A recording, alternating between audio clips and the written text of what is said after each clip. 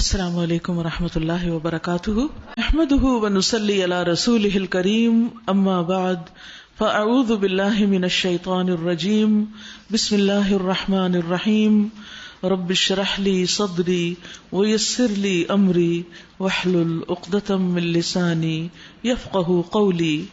29واں پارہ سورۃ الملک۔ شروع کرتی ہوں اللہ کے نام سے جو بے انتہا مہربان نہایت رحم فرمانے والا ہے۔ تبارک الذی بیدہ الملک، نہایت بزرگ و برتر ہے وہ جس کے ہاتھ میں کائنات کی سلطنت ہے۔ وہو علی کل شیء قدیر، اور وہ ہر چیز پر قدرت رکھتا ہے۔ سورۃ الملک ایک سفارش کرنے والی سورت ہے۔ نبی صلی اللہ علیہ وسلم نے فرمایا، بے شک قرآن میں 30 آیات پر مشتمل ایک ایسی سورت ہے جس نے ایک آدمی کے حق میں سفارش کی حتیٰ کہ اسے بخش دیا گیا، اور وہ سورت تبارک الذی بیدہ الملک ہے۔ یہ عذاب قبر کو روکنے والی ہے۔ رسول اللہ صلی اللہ علیہ وسلم نے فرمایا، سورت تبارک الذی بیدہ الملک عذاب قبر کو روکنے والی ہے۔ آپ صلی اللہ علیہ وسلم رات کو اس وقت تک نہ سوتے جب تک سورت الف لام میم تنزیل یعنی سورت السجدہ اور تبارک الذی بیدہ الملک نہ پڑھ لیتے۔ لہذا اس سورت کی فضیلت کے پیش نظر اس کے پڑھنے کا اہتمام کرنا چاہیے۔ اس سورت کو ایک چھوٹے سے کارڈ کی شکل میں الگ چھاپ دیا گیا ہے، کیونکہ بعض اوقات پورا قرآن اٹھا کر رات کو پڑھنا مشکل ہوتا ہے، تو انسان کے لیے سہولت ہوتی ہے، بیگ میں بھی رکھ لیتا ہے، کہیں پر بھی ہو تو معمول میں خلل نہیں آتا۔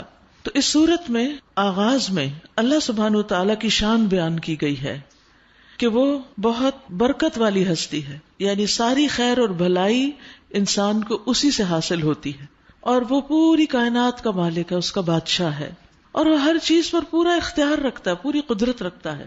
گویا ایک بندے کو کیا یاد دہانی کرائی جا رہی کہ اگر تمہیں کسی بھی قسم کی کوئی بھلائی چاہیے، اپنی زندگی میں برکت چاہیے، اپنے کاموں میں برکت چاہیے، تو پھر کیا کرو؟ اس کائنات کے بادشاہ کے آگے ہاتھ پھیلاؤ، دنیا کے بادشاہوں کے آگے نہیں۔ اور پھر یہ یقین رکھو کہ سب کچھ اس کے ہاتھ میں ہے، اس کے قبضے قدرت میں ہے، وہ اس کا مالک ہے اور کوئی اس کو دینے سے روک نہیں سکتا۔ تو اس سے انسان پورے یقین کے ساتھ دعا کرتا ہے اور پھر مایوس نہیں ہوتا، پریشان نہیں ہوتا۔ وہ سمجھتا ہے کہ میں نے اپنا معاملہ ایک ایسی ہستی کے سامنے رکھا ہے کہ جو خیر و بھلائی کی مالک ہے اور دینے پہ پوری طرح قادر بھی ہے۔ الذی خلق الموت والحیات لیبلوکم، وہ جس نے موت اور زندگی کو بنایا تاکہ تم لوگوں کو آزما کر دیکھے، تمہارا امتحان لے۔ کس بات کا امتحان؟ ایکم احسن عملا، کہ تم میں سے احسن عمل کرنے والا کون ہے۔ احسن عمل کون سا ہوتا ہے؟ احسن عمل وہ عمل ہے کہ جو 2 شرائط پر مبنی ہو۔ نمبر 1 کہ وہ خالص ہو، اللہ کے لیے کیا گیا ہو، اور نمبر 2 وہ نبی صلی اللہ علیہ وسلم کے طریقے پر ہو، آپ کے اسوہ حسنہ کے مطابق ہو۔ اسلام میں اعمال کی خوبصورتی جو ہے یا اعمال کا جو حسن ہے اس کی بہت اہمیت ہے۔ ابو ہریرہ کہتے ہیں کہ رسول اللہ صلی اللہ علیہ وسلم نے فرمایا، کیا میں تمہیں نہ بتاؤں کہ تم میں سب سے بہتر کون ہے؟ عرض کیا گیا، جی ہاں یا رسول اللہ صلی اللہ علیہ وسلم۔ آپ نے فرمایا، تم میں سب سے بہترین لوگ وہ ہیں جن کی عمر لمبی ہو اور وہ احسن طریقے سے عمل کرنے والے ہوں، یعنی زندگی بھی لمبی اور اس کے ساتھ ساتھ ہر کام میں وہ ایک خوبصورتی لاتے ہیں۔ اور وہ خوبصورتی کیسے آتی ہے؟ جب اس کا ظاہر اور باطن دونوں ہی اچھا ہو۔ کسی بھی عمل کا باطن کیا ہے؟ کہ نیت اچھی ہو، صرف اللہ کے لیے خالص ہو، دکھاوا مقصود نہ ہو۔ اور ظاہر خوبصورت کب ہوتا ہے؟ جب دنیا کی سب سے زیادہ خوبصورت شکل اور عمل دونوں کے اعتبار سے اس انسان کی پیروی کی جائے، یعنی محمد الرسول اللہ صلی اللہ علیہ وسلم کی پیروی کی جائے تو عمل خوبصورت ہوتے ہیں۔ اب آپ دیکھیے کہ آپ کی نمازیں جو تھیں وہ کتنی خوبصورت تھی، رات کا قیام کتنا خوبصورت ہوتا تھا، جس کی گواہی آپ کی اہلیہ حضرت عائشہ رضی اللہ تعالیٰ عنہ دیتی ہیں کہ مت پوچھو نبی صلی اللہ علیہ وسلم کی رات کی نماز کے طول اور حسن کو کہ وہ کتنا عمدہ تھا۔ یعنی کہ کوئی بھی کام آپ لیں، ہر کام کے اندر خوبصورتی تھی، آپ کی قرات خوبصورت ہوتی تھی، آپ کا معاملہ خوبصورت ہوتا تھا، لوگوں کے ساتھ تعلق اور رویہ خوبصورت ہوتا، اپنے گھر والوں کے ساتھ اچھا معاملہ ہوتا تھا، یعنی ہر چیز کے اندر ایک بہترین رہنمائی ملتی ہے ہمیں آپ کی زندگی سے۔ عبادت میں حسن کیا ہے؟ رسول اللہ صلی اللہ علیہ وسلم نے فرمایا جو مسلمان فرض نماز کا وقت پائے اور اچھی طرح وضو کرے اور اچھی طرح خشوع و خضوع سے نماز ادا کرے اور اچھی طرح رکوع کرے تو وہ نماز اس کے پچھلے گناہوں کے لیے کفارہ ہو جائے گی، بشرطے کہ اس سے کسی کبیرہ گناہ کا ارتکاب نہ ہو، اور یہ سلسلہ ہمیشہ قائم رہے گا، یعنی جب بھی وہ ایسا کرے۔ پھر اسی طرح معاملات میں حسن کیا ہے؟ ابو ہریرہ کہتے ہیں کہ ایک آدمی آیا، وہ رسول اللہ صلی اللہ علیہ وسلم سے اونٹ کا مطالبہ کر رہا تھا، تو آپ نے فرمایا اسے اس کے اونٹ سے بہتر عمر کا اونٹ دے دو، یعنی اس نے دیا ہوگا پھر واپس مانگ رہا ہوگا، اور فرمایا تم میں سے بہتر وہ ہے جو ادائیگی میں بہتر ہے، یعنی معاملہ کرنے میں لوگوں کے ساتھ بہتر ہے۔ پھر اسی طرح اخلاق کے اعتبار سے اچھے لوگ سب سے بہترین لوگ ہیں۔ نبی صلی اللہ علیہ وسلم نے فرمایا بے شک تم میں میرے نزدیک سب سے زیادہ محبوب لوگ وہ ہیں جن کے اخلاق اچھے ہیں۔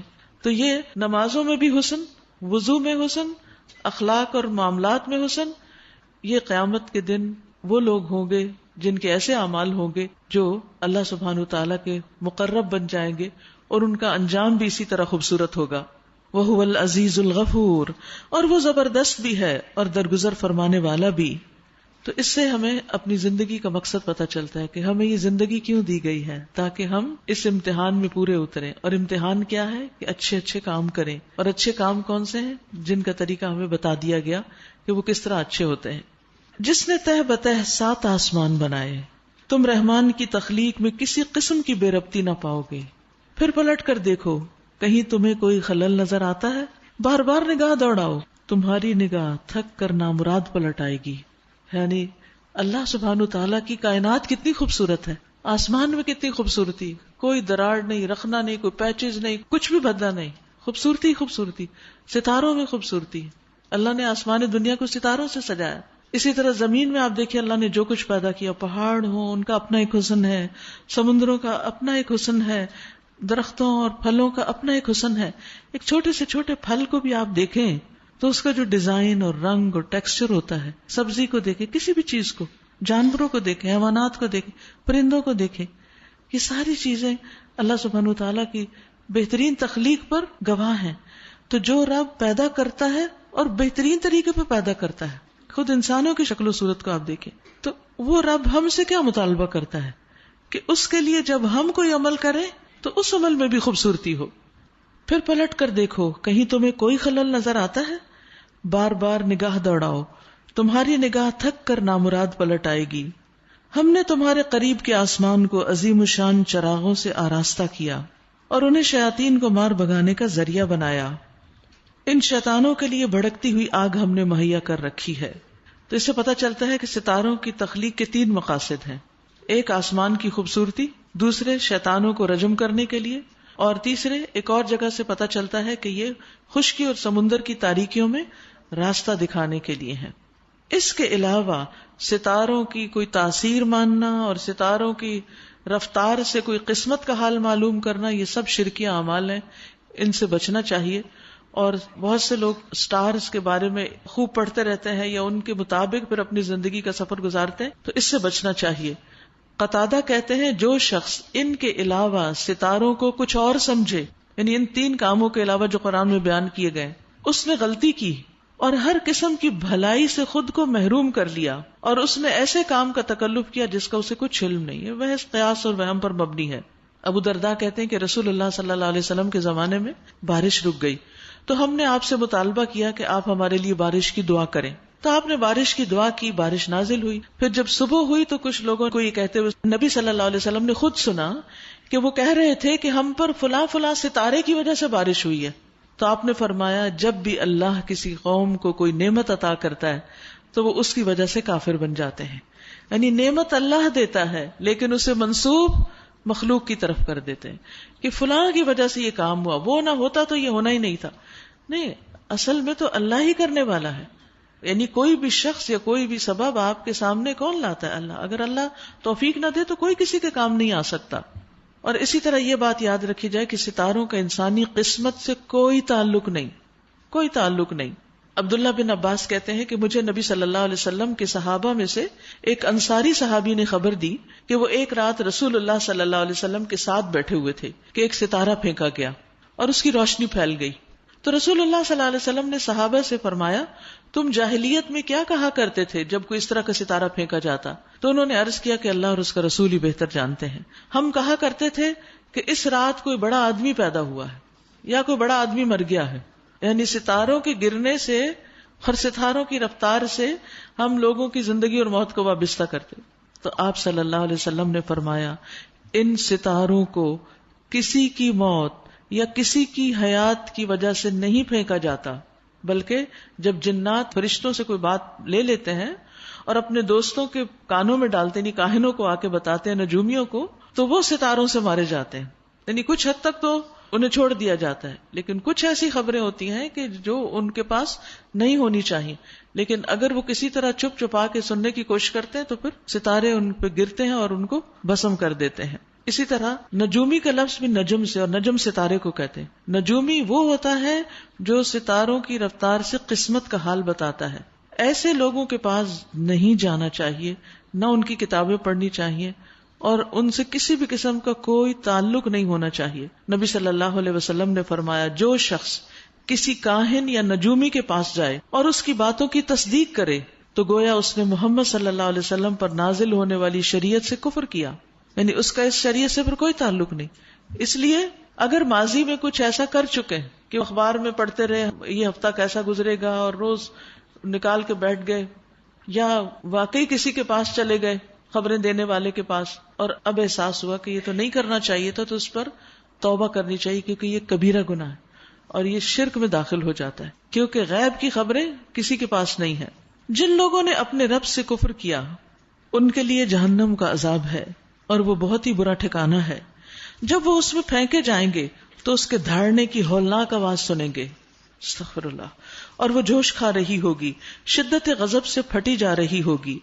ہر بار جب کوئی گروہ اس میں ڈالا جائے گا اس کے کارندے ان لوگوں سے پوچھیں گے کیا تمہارے پاس کوئی خبردار کرنے والا نہیں آیا تھا؟ وہ جواب دیں گے ہاں، خبردار کرنے والا ہمارے پاس آیا تھا مگر ہم نے اسے جھٹلا دیا اور کہا اللہ نے کچھ بھی نازل نہیں کیا ہے، تم بڑی گمراہی میں پڑے ہوئے ہو. اور وہ کہیں گے لو کننا نسمع او نعقل ما کننا فی اصحاب السعیر، کاش ہم سنتے یا سمجھتے تو آج اس بھڑکتی ہوئی آگ کے سزاواروں میں شامل نہ ہوتے. اس طرح وہ اپنے قصور کا خود اعتراف کر لیں گے. لعنت ہے ان دوزخیوں پر. تو یہاں پر اہل جہنم اپنی کس غلطی کا اعتراف کریں گے کہ ہم سمجھتے نہیں تھے، سنتے نہیں تھے. تو حق بات کو نہ سننا، سننے کا اہتمام ہی نہ کرنا، اس کی طرف توجہ ہی نہ کرنا اور اس پر غور نہ کرنا. کچھ لوگ سن تو لیتے ہیں لیکن اس کو سمجھتے نہیں، اس میں غور و فکر نہیں کرتے، تو یہ بھی نقصان دہ ہے. کیونکہ جو غور و فکر کرے گا وہ تو کانپ اٹھے گا اور پھر اس کے عمل میں بھی تبدیلی آئے گی. جو لوگ بن دیکھے اپنے رب سے ڈرتے ہیں یقیناً ان کے لیے مغفرت ہے اور بڑا اجر ہے. تم خواہ چپکے سے بات کرو یا اونچی آواز سے، اللہ کے لیے یکساں ہے، وہ تو دلوں کا حال تک جانتا ہے. کیا وہی نہ جانے گا جس نے پیدا کیا؟ حالانکہ وہ باریک بین اور باخبر ہے. وہی تو ہے جس نے تمہارے لیے زمین کو تابع کر رکھا ہے. چلو اس کی چھاتی پر اور کھاؤ اللہ کا رزق، اسی کے حضور تمہیں دوبارہ زندہ ہو کر جانا ہے. کیا تم اس بات سے بے خوف ہو کہ وہ جو آسمان میں ہے، کون ہے آسمان میں؟ عرش پر اللہ، تمہیں زمین میں دھنسا دے اور یکا یک یہ زمین جھکولے کھانے لگے، یعنی خوب زلزلہ آ جائے. کیا تم اس سے بے خوف ہو کہ وہ جو آسمان میں ہے تم پر پتھراؤ کرنے والی ہوا بھیج دے، پھر تمہیں معلوم ہو جائے گا کہ میری تنبیہ کیسی ہوتی ہے. ان سے پہلے گزرے ہوئے لوگ جھٹلا چکے ہیں، پھر دیکھ لو کہ میری گرفت کیسی سخت تھی. کیا یہ لوگ اپنے اوپر اڑنے والے پرندوں کو پر پھیلائے اور سکیڑتے نہیں دیکھتے؟ رحمان کے سوا کوئی نہیں جو انہیں تھامے ہوئے ہو. یہ اللہ ہی پرندوں کو تھامتا ہے، وہی ہر چیز کا نگہبان ہے. بتاؤ آخر وہ کون سا لشکر تمہارے پاس ہے جو رحمان کے مقابلے میں تمہاری مدد کر سکتا ہے؟ حقیقت یہ ہے کہ یہ منکرین دھوکے میں پڑے ہوئے ہیں. یا پھر بتاؤ کون ہے جو تمہیں رزق دے سکتا ہے اگر رحمان اپنا رزق روک لے؟ دراصل یہ لوگ سرکشی اور حق سے گریز پر اڑے ہوئے ہیں. بھلا سوچو جو شخص منہ اوندھائے چل رہا ہو وہ زیادہ صحیح راہ پانے والا ہے یا وہ جو سر اٹھائے سیدھا ایک ہموار سڑک پر چل رہا ہو؟ ان سے کہو اللہ ہی ہے جس نے تمہیں پیدا کیا، تم کو سننے اور دیکھنے کی طاقتیں دی اور سوچنے سمجھنے والے دل دیے، مگر تم کم ہی شکر ادا کرتے ہو۔ ان سے کہو اللہ ہی ہے جس نے تمہیں زمین میں پھیلایا ہے اور اسی کی طرف تم سمیٹے جاؤ گے۔ یہ کہتے ہیں اگر تم سچے ہو تو بتاؤ یہ وعدہ کب پورا ہوگا، یعنی عذاب کے آنے کا۔ کہیے اس کا علم تو اللہ کے پاس ہے، میں تو بس صاف صاف خبردار کر دینے والا ہوں۔ پھر جب یہ اس چیز کو قریب دیکھ لیں گے تو ان سب لوگوں کے چہرے بگڑ جائیں گے جنہوں نے انکار کیا ہے، اور اس وقت ان سے کہا جائے گا کہ یہی ہے وہ چیز جس کے لیے تم تقاضے کر رہے تھے۔ یعنی عذاب بھی کوئی مانگتا ہے، انسان کی عقل اتنی گئی گزری ہے کہ اپنے لیے مصیبت مانگے، لیکن یہ اس کو مذاق سمجھتے تھے، سنجیدہ نہیں تھے، تو بتا دیا گیا کہ جب وہ آئے گا تو پھر تو چہرے ہی بگڑ جائیں گے۔ ان سے کہیے کبھی تم نے یہ بھی سوچا کہ اللہ خواہ مجھے اور میرے ساتھیوں کو ہلاک کر دے یا ہم پر رحم کرے، کافروں کو دردناک عذاب سے کون بچائے گا؟ ان سے کہو وہ بڑا رحیم ہے، اسی پر ہم ایمان لائے اور اسی پر ہمارا بھروسہ ہے، یعنی تم بھی ایمان لا کے اس کی رحمت پاؤ۔ ان قریب تمہیں معلوم ہو جائے گا کہ صریح گمراہی میں پڑا ہوا کون ہے۔ ان سے کہو کبھی تم نے یہ بھی سوچا کہ اگر تمہارے کنوؤں کا پانی زمین میں اتر جائے تو کون ہے جو اس پانی کی بہتی ہوئی سوتیں تمہیں نکال کر لا دے؟ یعنی یہ اللہ ہی نعمت دے رہا ہے، اگر اللہ پانی نیچے لے جائے تو وہاں تک تو ہمارے آلات جا ہی نہیں سکتے۔ اب بھی آپ دیکھیں کہ کچھ علاقوں میں جب کنویں کھودے جاتے ہیں بہت دور تک گہرائی تک کھودے جاتے ہیں لیکن کوئی پانی نہیں نکلتا یا بالکل خراب یا کڑوا سا پانی نکلتا ہے، تو یہ بھی اللہ کی رحمت ہے کہ وہ ہمیں میٹھا پانی پلاتا ہے اور صاف پانی عطا کرتا ہے۔ ان نعمتوں پر اللہ تعالیٰ کا شکر ادا کرنا چاہیے۔ سورۃ القلم۔ شروع کرتی ہوں اللہ کے نام سے جو بے انتہا مہربان نہایت رحم فرمانے والا ہے۔ نون، قسم ہے قلم کی اور اس چیز کی جسے لکھنے والے لکھ رہے ہیں۔ یہاں اللہ سبحانہ تعالیٰ قلم کی قسم کھا رہے ہیں۔ حدیث میں آتا ہے کہ اللہ نے 4 چیزوں کو اپنے ہاتھ سے پیدا کیا، عرش، قلم، آدم اور جنت عدن۔ پھر تمام مخلوقات سے کہا کہ ہو جا، اور وہ ہو گئیں۔ جب اللہ تعالیٰ کسی چیز کی قسم کھاتے ہیں تو اس سے مراد اس چیز کی اہمیت بتانا بھی مقصود ہوتا ہے، اس کا ایک خاص شرف ہوتا ہے، یہ اس چیز کے لیے ایک عزت کا باعث ہوتا ہے۔ تو قلم کا جو شرف ہے اور اس کا جو مقام ہے اور اس کا جو کام ہے، اس کی وجہ سے یہاں قسم کھا کر ایک بات کہی جا رہی ہے، یہ قسم ہے قلم کی اور اس چیز کی جسے لکھنے والے لکھ رہے ہیں، یعنی صرف قلم نہیں بلکہ جو لکھا جا رہا ہے، کیونکہ اسی کے ساتھ قرآن پاک کو لکھا جا رہا تھا اور آج تک لکھا جاتا ہے، اور پھر قرآن مجید کے بعد باقی اچھی کتابیں بھی قلم ہی سے لکھی جاتی ہیں۔ تو قلم جو ہے وہ علم کو محفوظ کرنے کا ذریعہ ہے، لکھا ہوا علم صدقہ جاریہ بنتا ہے، اور لکھنے کی صلاحیت اللہ کی طرف سے ایک بہت بڑی نعمت ہے انسان کے لیے۔ یعنی انسان اگر لکھنا جانتا ہو اور پھر عمدہ طریقے سے لکھنا جانتا ہو تو یہ چیز اس کی قدر و قیمت کو کہیں زیادہ بڑھا دیتی ہے۔ رسول اللہ صلی اللہ علیہ وسلم نے فرمایا، اللہ عز و جل نے سب سے پہلے قلم کو پیدا کیا اور اسے اپنے دائیں ہاتھ میں پکڑا، اور اللہ کے دونوں ہاتھ دائیں ہیں۔ فرمایا پھر اس نے دنیا اور دنیا میں کیے جانے والے ہر عمل اور معمول کو، نیکی بدی کو، خشک اور ترک کو لکھا، اور سب چیزوں کو اپنے پاس لوح محفوظ میں شمار کیا، سب کچھ گن کے لکھا ہوا ہے وہاں۔ پھر فرمایا اگر تم چاہو تو یہ آیت پڑھ لو، ھذا کتابنا ینطق علیکم بالحق انا کنا نستنسخ ما کنتم تعملون، یہ ہماری کتاب ہے جو تم پر حق کے ساتھ بولتی ہے، بے شک ہم لکھواتے جاتے تھے جو تم عمل کرتے تھے۔ یعنی لوگوں کا اعمال نامہ یہاں مراد ہے، اور نقل کرنا ایسا کام ہے جس سے فراغت حاصل کر لی گئی ہے، یعنی لکھا جا چکا ہے۔ ما انت بنعمت ربک بمجنون، تو قلم اور قلم نے جو لکھا قرآن وہ اس پر گواہ ہے کہ نبی صلی اللہ علیہ وسلم مجنون نہیں۔ وَإِنَّ لَكَ لَأَجْرًا غَيْرَ مَمْنُونَ، اور یقیناً تمہارے لیے ایک ایسا اجر ہے جس کا سلسلہ کبھی ختم ہونے والا نہیں۔ وَإِنَّكَ لَعَلَىٰ خُلُقٍ عَظِيمٍ، اور بے شک آپ اخلاق کے بڑے مرتبے پر ہیں۔ ان قریب تم بھی دیکھ لو گے اور وہ بھی دیکھ لیں گے کہ تم میں سے کون جنون میں مبتلا ہے۔ تمہارا رب ان لوگوں کو بھی خوب جانتا ہے جو اس کی راہ سے بھٹکے ہوئے ہیں، اور وہی ان کو بھی اچھی طرح جانتا ہے جو راہ راست پر ہیں۔ لہٰذا تم ان جھٹلانے والوں کے دباؤ میں ہرگز نہ آؤ، یہ تو چاہتے ہیں کہ تم کچھ مداہنت کرو، کمزوری دکھاؤ، تو یہ بھی مداہنت کریں۔ ہرگز نہ دبو کسی ایسے شخص سے جو بہت قسمیں کھانے والا بے وقت آدمی ہے، تانے دیتا ہے، چغلیاں کھاتا پھرتا ہے، بھلائی سے روکتا ہے، ظلم اور زیادتی میں حد سے گزر جانے والا ہے، سخت بداعمال ہے، جفاکار ہے، اور ان سب عیوب کے ساتھ بد اصل ہے، اس بنا پر کہ وہ بہت مال اور اولاد رکھتا ہے۔ جب ہماری آیات اس کو سنائی جاتی ہیں تو کہتا ہے یہ تو اگلے وقتوں کے افسانے ہیں، ان قریب ہم اس کی سونڈ یعنی ناک پر، جس کو وہ عزت کی علامت سمجھتا ہے، ان قریب ہم اس کی سونڈ پر داغ لگائیں گے، یعنی اس کو عذاب کا مزہ چکھائیں گے۔ نبی صلی اللہ علیہ وسلم کی مخالفت کرنے والے عموماً مکہ کے سردار تھے، اور وہ اپنے مال کی وجہ سے تکبر میں مبتلا تھے، اور مال کے ساتھ اگر اولاد ہو تو اور بھی زیادہ، اور دنیا کی نعمتوں نے یعنی مال اور اولاد کو پا کر ان کے اندر ہونا تو یہ چاہیے تھا کہ اور اچھا اخلاق ہوتا اور وہ ہمبل ہوتے، لیکن اس چیز نے ان کے شر میں اور ان کے تکبر میں اور ان کی بد اخلاقی میں اور زیادہ اضافہ کر دیا۔ اور کیا کچھ ان کے اندر آ گیا، عیب جوئی، چغل خوری، اور پھر خیر سے روکنا اور بد مزاجی، اور یہ تمام برائیاں جو اخلاقی برائیاں شمار ہوتی ہیں یہ ان کے اندر پیدا ہو گئی۔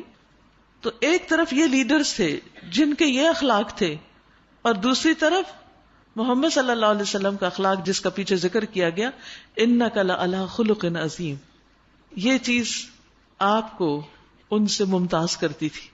یاد رکھیے انسان کا شرف صرف اس کے مال و دولت یا اس کی اولاد کی کامیابی میں نہیں ہے، انسان کا شرف ایمان، عمل صالح اور اخلاق میں ہے۔ یہاں آپ دیکھیے ایک طرف نبی صلی اللہ علیہ وسلم کی تعریف کی گئی، اور دوسری طرف آپ کے جو اوپوننٹس تھے، جو آپ کے مخالف تھے اور بڑے بڑے سردار تھے، ان کا ذکر کیا گیا، اور لوگوں کو سوچنے پہ مجبور کیا گیا کہ تمہیں نظر نہیں آتا کہ تمہیں کس کو فالو کرنا چاہیے، کس کے پیچھے جانا چاہیے، کون زیادہ حقدار ہے کہ اس کی بات مانی جائے۔ ہم نے ان اہل مکہ کو اسی طرح آزمائش میں ڈالا ہے جس طرح ایک باغ کے مالکوں کو آزمائش میں ڈالا تھا۔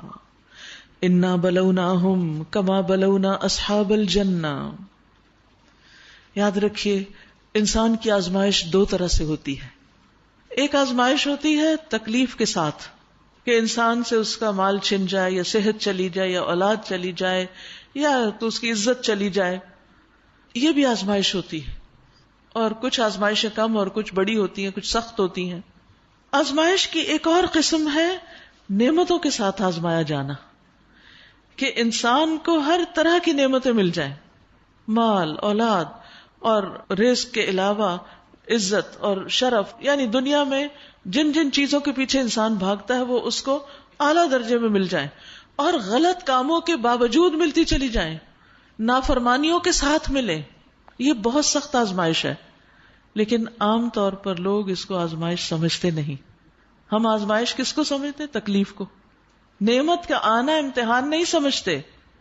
لیکن یاد رکھیے کہ بعض اوقات انسان کی آزمائش اس کی خواہشات پوری کر کے ہوتی ہے، یعنی اس کو خواہشات پوری کرنے کے لیے سب کچھ دے دیا جاتا ہے اور اس کا دراصل امتحان ہو رہا ہوتا ہے۔ تو یہاں پر انا بلوناہم، ان اہل مکہ کو ہم نے آزمایا، یعنی ان جھٹلانے والوں کو بھلائی کے ساتھ آزمایا، نعمتیں دے کے آزمایا، ان کو مہلت دی، مہلت دے کے آزمایا، مال اور اولاد اور لمبی عمر دے کے، جس طرح انہوں نے چاہا کہ ان کی زندگی ہو وہ سب کچھ ان کو دے کے ان کی آزمائش ہوئی، اور اسی طرح کی دیگر چیزیں بھی کہ جو کچھ یہ چاہتے تھے ان کو مل گیا۔ یہ سب کچھ ہم نے ان کو اس لیے نہیں دیا کہ یہ ہمارے بہت پیارے تھے یا ہمارے نزدیک بہت معزز تھے، بلکہ یہ استدراج کے طور پر تھا، کہ یہ سب کچھ انہیں آہستہ آہستہ ہلاکت کی طرف لے جا رہا ہے۔ کیونکہ آپ دیکھیے جب انسان کے پاس زیادہ مال ہوتا ہے اور وہ خرابی کے راستے پہ چل پڑے تو خرابیاں بھی بہت بڑی بڑی ہوتی ہیں۔ اسی مال سے انسان زیادہ بڑی نیکی بھی کماتا ہے، اور اسی مال کو انسان غلط جگہ پر لگا کر زیادہ بڑا گناہ کماتا ہے۔ اسی طرح جب عمر لمبی ہوتی ہے اور نیک ہوتا ہے انسان تو نیکیوں میں اضافہ ہوتا ہے، لیکن اگر عمر لمبی ہو اور انسان برے کام کر رہا ہو تو وہ اس کے لیے اور زیادہ عذاب اور وبال کا سبب بن جاتی۔ اسی طرح اگر اولاد ہو، نیک ہو تو وہ صدقہ جاریہ ہے، والدین کے لیے آنکھوں کی ٹھنڈک، اور اولاد ہو دنیاوی اعتبار سے کامیاب ہو لیکن ویسے بد اخلاق ہو، ماں باپ کی عزت نہ کرتی ہو، یا کسی بھی اور طرح، تو وہ انسان کے لیے ایک مصیبت اور وبال جان ہو جاتا ہے. تو یاد رکھیے کہ نافرمانی کے باوجود اگر کچھ مل رہا ہے تو یہ اللہ کی طرف سے ڈھیل ہے.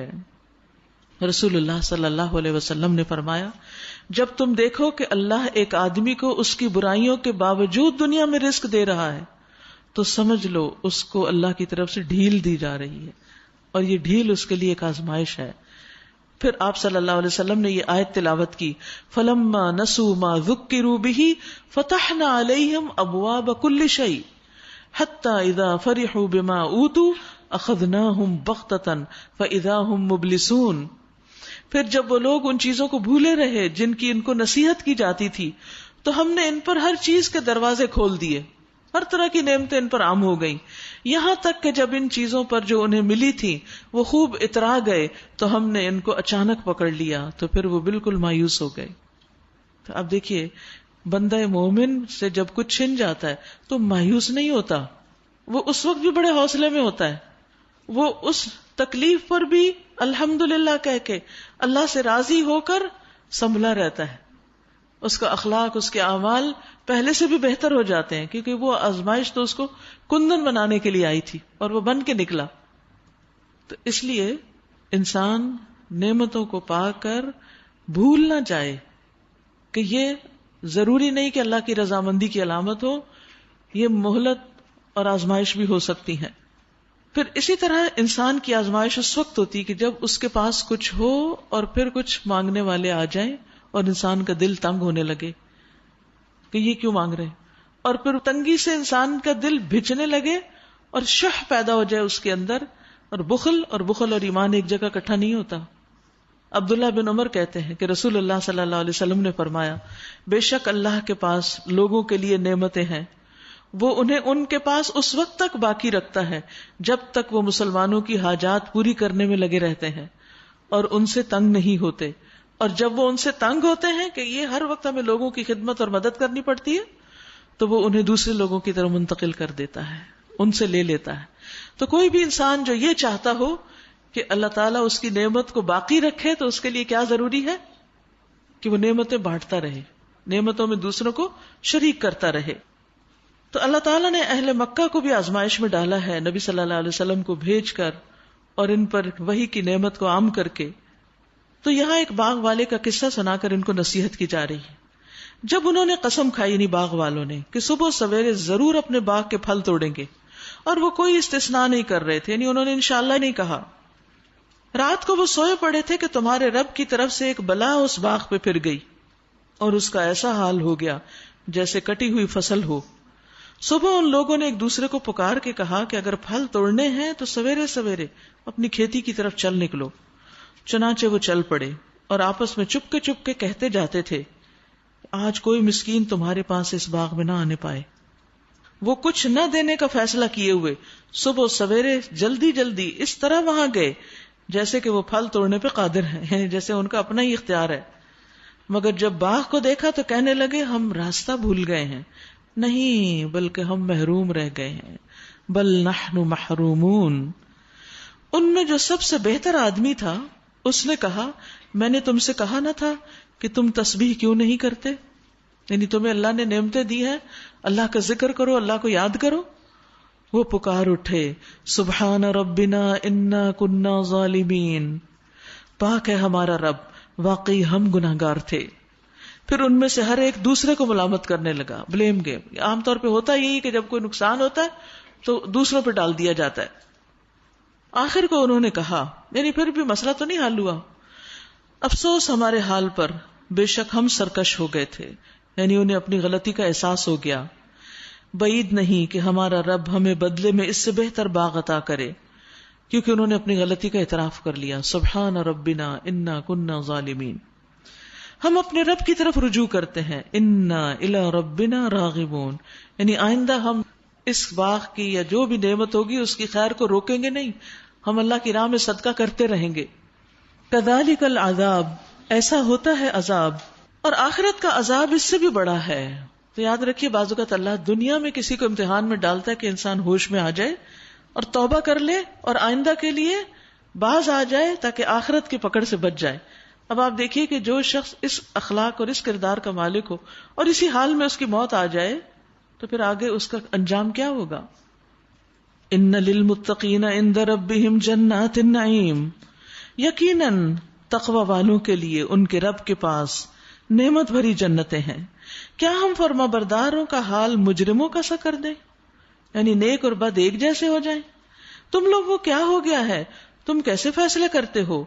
کیا تمہارے پاس کوئی کتاب ہے جس میں تم یہ پڑھتے ہو کہ تمہارے لیے ضرور وہاں وہی کچھ ہے جو تم اپنے لیے پسند کرتے ہو؟ یعنی آخرت میں تمہیں وہی ملے گا جو تم چاہو گے؟ یہ کسی کتاب میں پڑھا تم نے؟ یا پھر کیا تمہارے لیے روز قیامت تک ہم پر کچھ عہد و پیمان ثابت ہے؟ یعنی ہم نے کوئی کمٹمنٹ تم سے کر رکھی ہے کہ تمہیں وہی کچھ وہاں ملے گا جس کا تم فیصلہ کرو گے؟ یعنی تمہاری چوائس پر ہے سب کچھ؟ ان سے پوچھو تم میں سے کون اس کا ضامن ہے؟ کون یہ گارنٹی دیتا ہے کہ ایسا ہی ہوگا؟ یہ تو محض تمہارے خیال ہیں. یا پھر ان کے ٹھہرائے ہوئے کچھ شریک ہیں جنہوں نے اس بات کا ذمہ لیا ہو؟ یہ بات ہے تو لائیں اپنے شریکوں کو اگر یہ سچے ہیں. صاف واضح ہو گئی بات کہ اچھا اور برا برابر نہیں ہوتا. انسان اپنے اعمال کا جائزہ لیتا رہے اور غلطیوں سے نکل کر نیکیوں کی راہ اپنائے، ورنہ افنجعل المسلمین کالمجرمین، مسلم جو اطاعت گزار ہے اور مجرم جو نافرمانی کرتا ہے دونوں ایک جیسے نہیں ہوتے، ہو بھی نہیں سکتے، انجام بھی نہیں ایک جیسا. جس روز سخت وقت آ پڑے گا یعنی قیامت کے دن اور لوگوں کو سجدہ کرنے کے لیے بلایا جائے گا تو یہ لوگ سجدہ نہ کر سکیں گے، ان کی نگاہیں نیچی ہوں گی، شرمندگی کے مارے سر نہیں اٹھائیں گے، ذلت ان پہ چھا رہی ہوگی. یہ جب صحیح سالم تھے اس وقت انہیں سجدے کے لیے بلایا جاتا تھا اور یہ انکار کرتے تھے. تو یہاں دنیا میں سجدہ نہ کرنے والوں کا انجام بتایا جا رہا ہے. یاد رکھیے ہر جزا عمل ہی کی قسم میں سے ہوتی، جیسا کام ویسی ہی جزا یا سزا. تو یہ جھکتے نہیں تھے نا، اکڑ کے کھڑے رہتے تھے، اپنے کاموں میں لگے رہتے تھے. تو قیامت کے دن ان کی کمر گائے کے سینگ کی طرح اکڑ جائے گی، نیچے جھک ہی نہیں سکیں گے، سجدہ نہیں کر سکیں گے. اور یہ کب ہوگا؟ جب قیامت کے دن حشر کے میدان میں اللہ تعالیٰ اپنی تجلی فرمائے گا.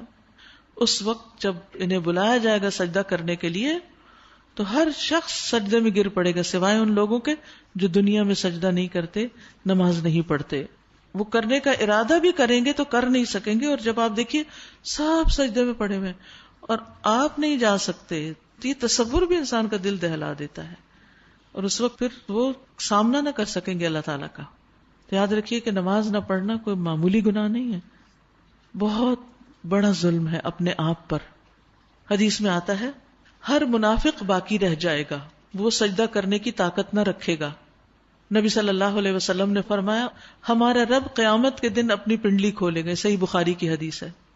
اس وقت ہر مومن مرد اور عورت اس کے لیے سجدے میں گر پڑیں گے، صرف وہ باقی رہ جائیں گے جو دنیا میں دکھاوے اور ناموری کے لیے سجدے کرتے تھے، دکھاوے کی نماز پڑھتے تھے، دکھاوے کے لیے لمبے لمبے سجدے کرتے تھے. جب وہ سجدہ کرنا چاہیں گے تو ان کی پیٹھ تختہ ہو جائے گی، جھک ہی نہیں سکیں گے. تو اب آپ دیکھیے منافق کی بھی سزا یہی بتائی گئی، اور پھر غفلت سستی سے جو نماز پڑھے، اور اس کے علاوہ جو دکھاوے کی نماز پڑھے، الذین ھم یراؤن، جو لوگ اپنی نمازوں سے لوگوں کو متاثر کریں اور ان کا چرچا کریں. بس اے نبی صلی اللہ علیہ وسلم تم اس کلام کے جھٹلانے والوں کا معاملہ مجھ پہ چھوڑ دو، ہم ایسے طریقے سے ان کو بتدریج تباہی کی طرف لے جائیں گے کہ ان کو خبر بھی نہ ہوگی. میں ان کی رسی دراز کر رہا ہوں، میری چال بڑی زبردست ہے.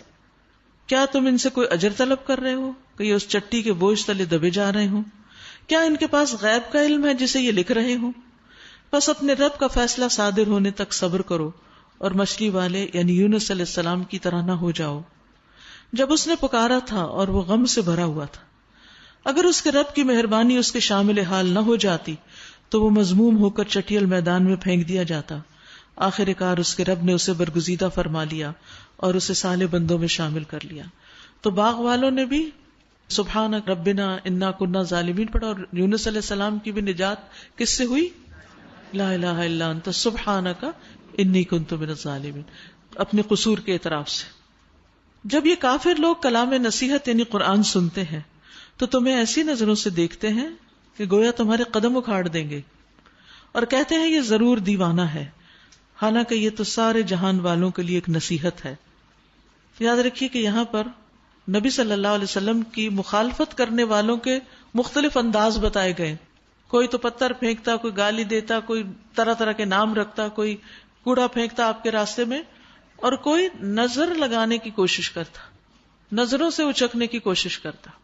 تو اس سے یہ پتہ چلتا ہے کہ اگر اللہ کی حمایت اور حفاظت نہ ہوتی تو آپ صلی اللہ علیہ وسلم حاسدوں کی نظروں کا شکار ہو جاتے، جس سے یہ پتہ چلتا ہے کہ نظر کا لگنا حق ہے، نظر لگتی ہے۔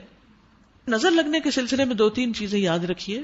نمبر 1 یہ کہ نظر اپنے آپ کو اپنی بھی لگ سکتی ہے، ضروری نہیں کہ نظر لگانے والا آپ کا حاسد ہی ہو سکتا ہے آپ سے محبت کرنے والا ہو، جیسے ماں کی نظر بچے کو لگ جاتی، جو ہی کہتی آج تو اس نے خوب دودھ پی لیا ہے، پھر دیکھیے اس کے بعد کیا ہوتا ہے۔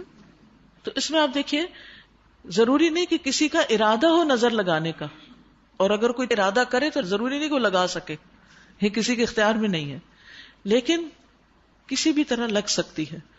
ہوتا کیا ہے؟ ہوتا یہ کہ جب انسان کسی چیز کو دیکھتا ہے تو اس کے دل میں خاص قسم کی کیفیت پیدا ہوتی ہے۔ پھر عموماً کیا ہوتا ہے، جو چیز دل میں آتی ہے ہم وہ زبان سے بولنا شروع کر دیتے ہیں۔ جو ہی زبان سے ہم کچھ بولتے ہیں تو کیا ہوتا ہے، اس کے زہریلے اثرات جو ہیں، یعنی الفاظ جو ہیں ہوا میں گم ہو جاتے ہیں۔ تو جو ہی منہ سے کوئی بات ہم نکالتے ہیں تو اس کے اثرات ہوتے ہیں۔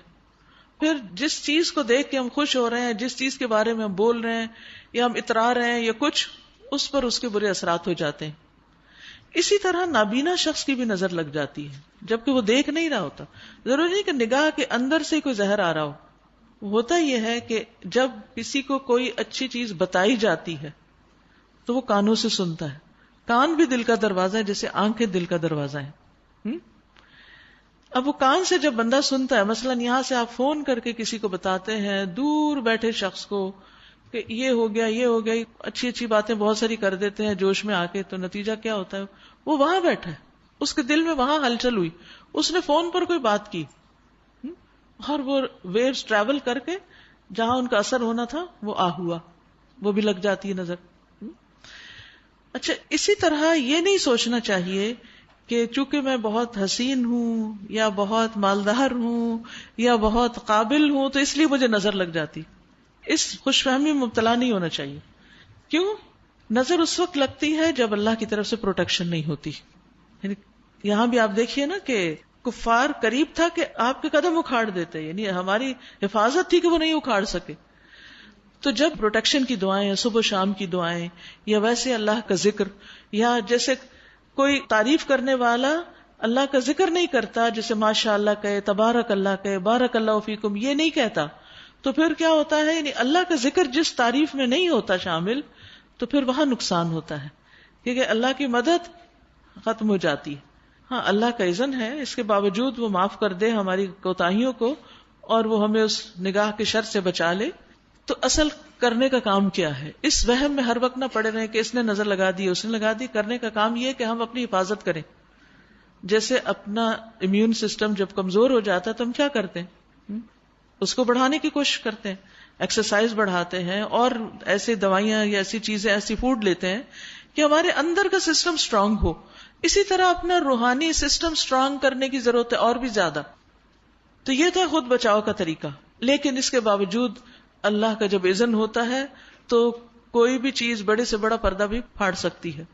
اس صورت میں اگر محسوس ہو کہ کس کی نظر لگی ہے تو اس کے وضو کا پانی، اور جہاں پر یہ ہم ازار باندھتے ہیں یعنی نچلے حصے کا پانی، یعنی جس ٹب میں انسان کھڑا ہو جائے، وضو کرے اور نچلے حصے پہ پانی ڈالے، یعنی کھڑا ہو کر اس حصے میں، اور وہ پانی جو ہے وہ اس شخص پر بہا دیا جائے جس کو نظر لگی ہے، تو انشاءاللہ وہ صحت یاب ہو جائے گا اللہ کے فضل سے۔ دیکھیے یہ سارا علم کہاں سے آیا ہے؟ یہ وحی کے ذریعے ہمیں پتہ چلا ہے۔ ہمارے پاس کوئی مشاہدے کی لیب نہیں ہے کہ جس سے پتہ چلے کہ یہ نگاہیں کیا کر رہی ہیں اور دلوں میں کیا ہو رہا ہے اور زبانیں کیا بول رہی ہیں اور یہ سب کیا ہے۔ یہ اللہ کی رحمت ہے کہ اس نے ہمیں یہ سب کچھ دیا، اور یہ نبی صلی اللہ علیہ وسلم کی صحیح احادیث سے یہ سب باتیں پتہ چلتی ہیں، اور پھر علاج بھی پتہ چلتا ہے۔ اچھا، بعض اوقات ایسا ہوتا ہے کہ پتہ ہی نہیں کہ کون ہے، کس کو کہیں؟ یا پتہ ہوتا ہے اور اس سے کہیں تو وہ مائنڈ کر جاتا ہے کہ اچھا میں تمہارا کوئی دشمن ہوں.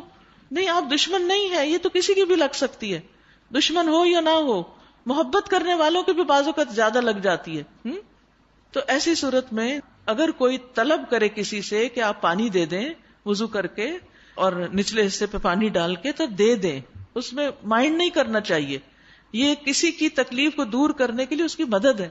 اگر آپ کی وجہ سے کسی کی تکلیف دور ہو جاتی ہے تو ازالہ ہو جائے گا نا، جو آپ کی وجہ سے تکلیف پہنچی کسی کو. اور اگر آپ نہیں ہیں وہ تو کوئی فرق نہیں پڑتا. لیکن کبھی ایسا ہے کہ وہ شخص بہت دور چلا گیا، ایسی صورت میں آپ کو بتایا گیا تھا کہ بیری کے 7 پتے لے کے، فریش بیری کے، ان کو کوٹ کے اس پر آیت الکرسی اور 3 قل پڑھیں، ان کو پانی میں ملا کے اس پانی کو پی بھی لیا جائے. 3 گھونٹ 3 سپ لینے کافی ہیں، اور باقی پانی کو زیادہ پانی میں ملا کے اس سے غسل کر لیا جائے تو انشاءاللہ نظر بد کے اثرات دور ہو جائیں گے. سورۃ الحاقہ. شروع کرتی ہوں اللہ کے نام سے جو بے انتہا مہربان نہایت رحم فرمانے والا ہے. الحاقہ ملحاقہ وما ادراک ملحاقہ. ثابت ہو کر رہنے والی، حق ہونے والی. کیا ہے وہ حق ہونے والی، اور تو کیا جانے کہ وہ کیا ہے حق ہونے والی، یعنی قیامت کا دن. کذبت ثمود وعاد بالقارعہ. سمود اور عاد نے اس اچانک ٹوٹ پڑنے والی آفت کو جھٹلایا، یعنی اسی حاقہ کو. تو سمود ایک سخت حادثے سے ہلاک کیے گئے، یعنی ایمان نہ لانے کی وجہ سے ان پر عذاب آیا. اور عاد ایک بڑی شدید طوفانی آندھی سے تباہ کر دیے گئے. اللہ تعالیٰ نے اس کو مسلسل 7 رات اور 8 دن ان پر مسلط رکھا. تم وہاں ہوتے تو دیکھتے کہ وہ وہاں کس طرح پچھڑے پڑے ہیں، جیسے وہ کھجور کے بوسیدہ تنے ہوں، یعنی کھجور کے درخت آندھیوں سے گر جاتے ہیں نا، تو ایسے ہی لوگ مرے پڑے تھے، گرے پڑے تھے جگہ جگہ. اب کیا ان میں سے کوئی تمہیں باقی بچا نظر آتا ہے؟ یعنی ان کی تو نسل ہی ختم ہو گئی. اور اسی خطائے عظیم کا ارتکاب فرعون اور اس سے پہلے کے لوگوں نے اور تلپٹ ہو جانے والی بستیوں نے کیا. ان سب نے اپنے رسول کی بات نہ مانی تو اس نے ان کو بڑی سختی کے ساتھ پکڑا. جب پانی کا طوفان حد سے گزر گیا تو ہم نے تمہیں کشتی میں سوار کر دیا تاکہ اس واقعے کو تمہارے لیے ایک سبق آموز یادگار بنا دیں. وَتَعِيَهَا أُذُنٌ وَاعِيَةٌ. اور یاد رکھنے والے کان اس کی یاد محفوظ رکھیں. یاد رکھیے کان علم کا دروازہ ہے. آپ مثلا اس وقت جو کچھ سن رہے ہیں وہ کانوں سے ہی سن رہے ہیں، اور سن کر وہ کہاں جا رہا ہے؟ دل میں جا رہا ہے، اگر آپ اس کو اجازت دے رہے ہیں اندر جانے کی. تو پھر جس کے اذن واعیہ ہوتے ہیں اس کا دل بھی واعی ہوتا ہے. اسی لیے کہا جاتا ہے قلب واعٍ و اذن واعیہ، یعنی جس طرح دل کی یہ صفت ہے کہ وہ باتوں کو یاد رکھتا ہے، جو دل پہ لگ جاتی ہے نا وہ بھولتی نہیں ہے پھر، اور جو بے دلی سے آپ سنتے ہیں وہ اڑ جاتی ہے، چلی جاتی ہے. تو اسی طرح کانوں کو بھی محفوظ رکھنے والے کی صفت سے یہاں ذکر کیا گیا ہے. تو کان جو ہے یہ اللہ کی بہت بڑی نعمت ہے، اور دل کے ساتھ ان کا تعلق ہے. جو کچھ ہم ان سے سنتے ہیں وہ اندر جا کے بیٹھ جاتا ہے. اس لیے اس بات کا بھی دھیان رکھنا چاہیے کہ ہم کیا سن رہے ہیں، کس مجلس میں بیٹھے ہیں، کس طرح کی باتیں سنتے رہتے ہیں سارا دن. میوزک سنتے ہیں تو اس کا اپنا اثر ہوگا، قرآن سنتے ہیں تو اپنا اثر ہوگا، جھوٹی خبریں سنتے ہیں تو اور اثر ہوگا، اور سچی باتیں سنتے ہیں تو اور اثر ہوگا. اچھے لوگوں کی مجلس میں بیٹھے تو کانوں کے ذریعے اچھی باتیں سنیں گے تو آپ کا دل اچھا ہوگا، اور بد اخلاق لوگوں کے ساتھ ہوں اور ان کی بد اخلاقیاں سنیں تو آپ کا دل میلا ہوگا. تو کان جو ہے ہماری زندگی میں بہت اہم رول پلے کرتے ہیں. اسی لیے وہ دعا مانگی گئی نا، اللہم متعنی بسمعی وبصری. اللہ مجھے میرے کان اور میری آنکھوں سے فائدہ پہنچا، اور ان دونوں کو میرا وارث بنا دے. یعنی جو کچھ میں ان سے حاصل کروں اور اس پر عمل کروں اور اس کو آگے پہنچاؤں وہ میرے لیے صدقہ جاریہ بن جائے، اور جب تک میں زندہ ہوں یہ میری صلاحیتیں کام کرتی رہیں. کیونکہ وقت کے ساتھ ساتھ نگاہ بھی کمزور ہوتی ہے اور سماعت پر بھی اثر پڑتا ہے. ایک وقت آتا ہے کہ آپ بات سن کے کہتے ہیں اچھا کیا کہا، دوبارہ بولو، سمجھ نہیں آئی، بار بار کہلوانا پڑتا دوسرے سے. تو ان نعمتوں کا شکر ادا کرتے رہیں، ان کو خیر کے کاموں میں لگا کر، اور یہ دعا پڑھتے رہیں کہ اللہ مرتے دم تک یہ سلامت رہیں کہ ان سے مجھے فیض پہنچے. ایک اسکالر کے بارے میں پڑھ رہی تھی کہ وہ کہتے ہیں کہ میں یہ دعا پڑھتا تھا، اللہ نے اس دعا کی برکت سے مجھے اس عمر میں، جبکہ میری عمر 84 سال ہو چکی ہے، میں خود ڈرائیو کرتا ہوں، میں پڑھتا بھی ہوں، پڑھاتا بھی ہوں، اور مجھے کوئی کمزوری محسوس نہیں ہوتی. اللہ کی رحمت ہے کہ اللہ ان صلاحیتوں سے لمبی عمر تک فائدہ دے. ورنہ آپ دیکھیے کہ ان صلاحیتوں کے بغیر زندگی نکمی ہے، بیکار ہے، دوسروں کے لیے بوجھ ہے، کیونکہ آپ نہ کسی کی مدد کر سکتے نہ کسی کے کام آ سکتے. پھر جب ایک دفعہ سور میں پھونک مار دی جائے گی اور زمین اور پہاڑوں کو اٹھا کر ایک ہی چوٹ میں ریزہ ریزہ کر دیا جائے گا، اس روز وہ ہونے والا واقعہ پیش آ جائے گا.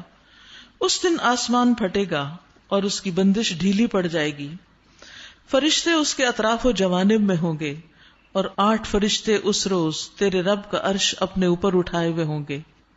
اس سے عرش کا بھی پتہ چلتا ہے، اور پھر فرشتوں کا بھی جو عرش اٹھاتے ہیں. وہ دن ہوگا جب تم لوگ پیش کیے جاؤ گے، تمہارا کوئی راز بھی چھپا نہ رہ جائے گا. اللہ اکبر. کوئی چیز چھپا نہ سکیں گے. تو یاد رکھیے، دنیا میں پھر انسان کو اپنی تنہائیوں کے اوقات کا جائزہ لینا چاہیے کہ جب کوئی میرے ساتھ نہیں ہوتا تو میں کیا کرتی ہوں، اکیلے میں کیسے ہوتی ہوں. تو یاد رکھیے کہ تزکیہ اور تقوی اس وقت تک ہوتا نہیں جب تک انسان کی تنہائی پاکیزہ نہیں ہو جاتی. اکیلے میں انسان اچھے اچھے کام کرے، یعنی یہ نہیں کہ سب لوگوں کے سامنے تو شرافت کا مظاہرہ اور اکیلے میں غیبت یا چغلی یا پھر بدگمانی. ہم اکیلے کب ہوتے ہیں؟ جب اپنے ساتھ ہوتے ہیں نا، یا پھر لوگوں کی نظر سے اوجھل ہوتے ہیں. تو اپنی تنہائیوں کو بھی اللہ کی یاد، اللہ کے ذکر، اللہ سے دعا، ان چیزوں میں صرف کرنا چاہیے. اللہ سے مدد مانگنے میں، اپنے گناہوں پہ رونا چاہیے، چھپ کے نیکی کے کام کرنے چاہیے، دایاں ہاتھ دے اور بائیں کو پتہ نہ چلے، خیر اور بھلائی کے کاموں میں مصروف ہونا چاہیے، نہ کہ اس کے برعکس، کیونکہ وہاں کوئی چھپی ہوئی چیز چھپی نہ رہ جائے گی. یعنی اگر چھپ کے نیک کام کیے تو وہ بھی سامنے آ جائیں گے. اس وقت جس کا نامہ اعمال اس کے سیدھے ہاتھ میں دیا جائے گا، وہ کہے گا لو دیکھ لو، پڑھو میرا نامہ اعمال. اس وقت رک کے سوچیں، کیا ہم آج کے دن کی اپنی کتاب کسی کو دکھا سکتے ہیں؟ یہ پڑھو، دیکھو میں کیا کچھ کر چکی ہوں صبح سے لے کے اب تک. یعنی ہر دن کے اعمال نامے پر اسی طرح کی نظر ڈالنی چاہیے کہ کیا میں یہ اپنا کسی کو پڑھنے کے لیے دے سکتی ہوں کہ کوئی دیکھ لے. ہم انکمفرٹیبل ہو جاتے ہیں.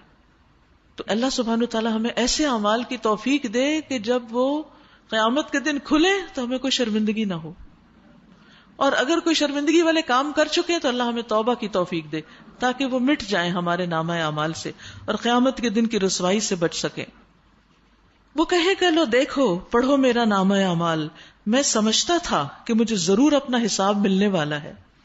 پس وہ دل پسند عیش میں ہوگا، عالی مقام جنت میں، جس کے پھلوں کے گچھے جھکے پڑ رہے ہوں گے.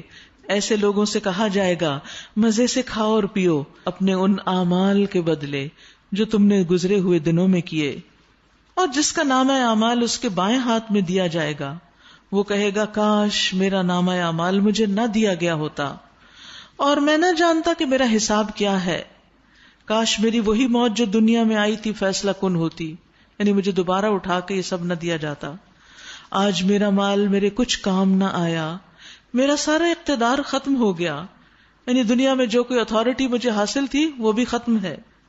حکم ہوگا پکڑو اسے اور اس کی گردن میں توق ڈال دو، پھر اسے جہنم میں جھونک دو، پھر اس کو 70 ہاتھ لمبی زنجیر میں جکڑ دو.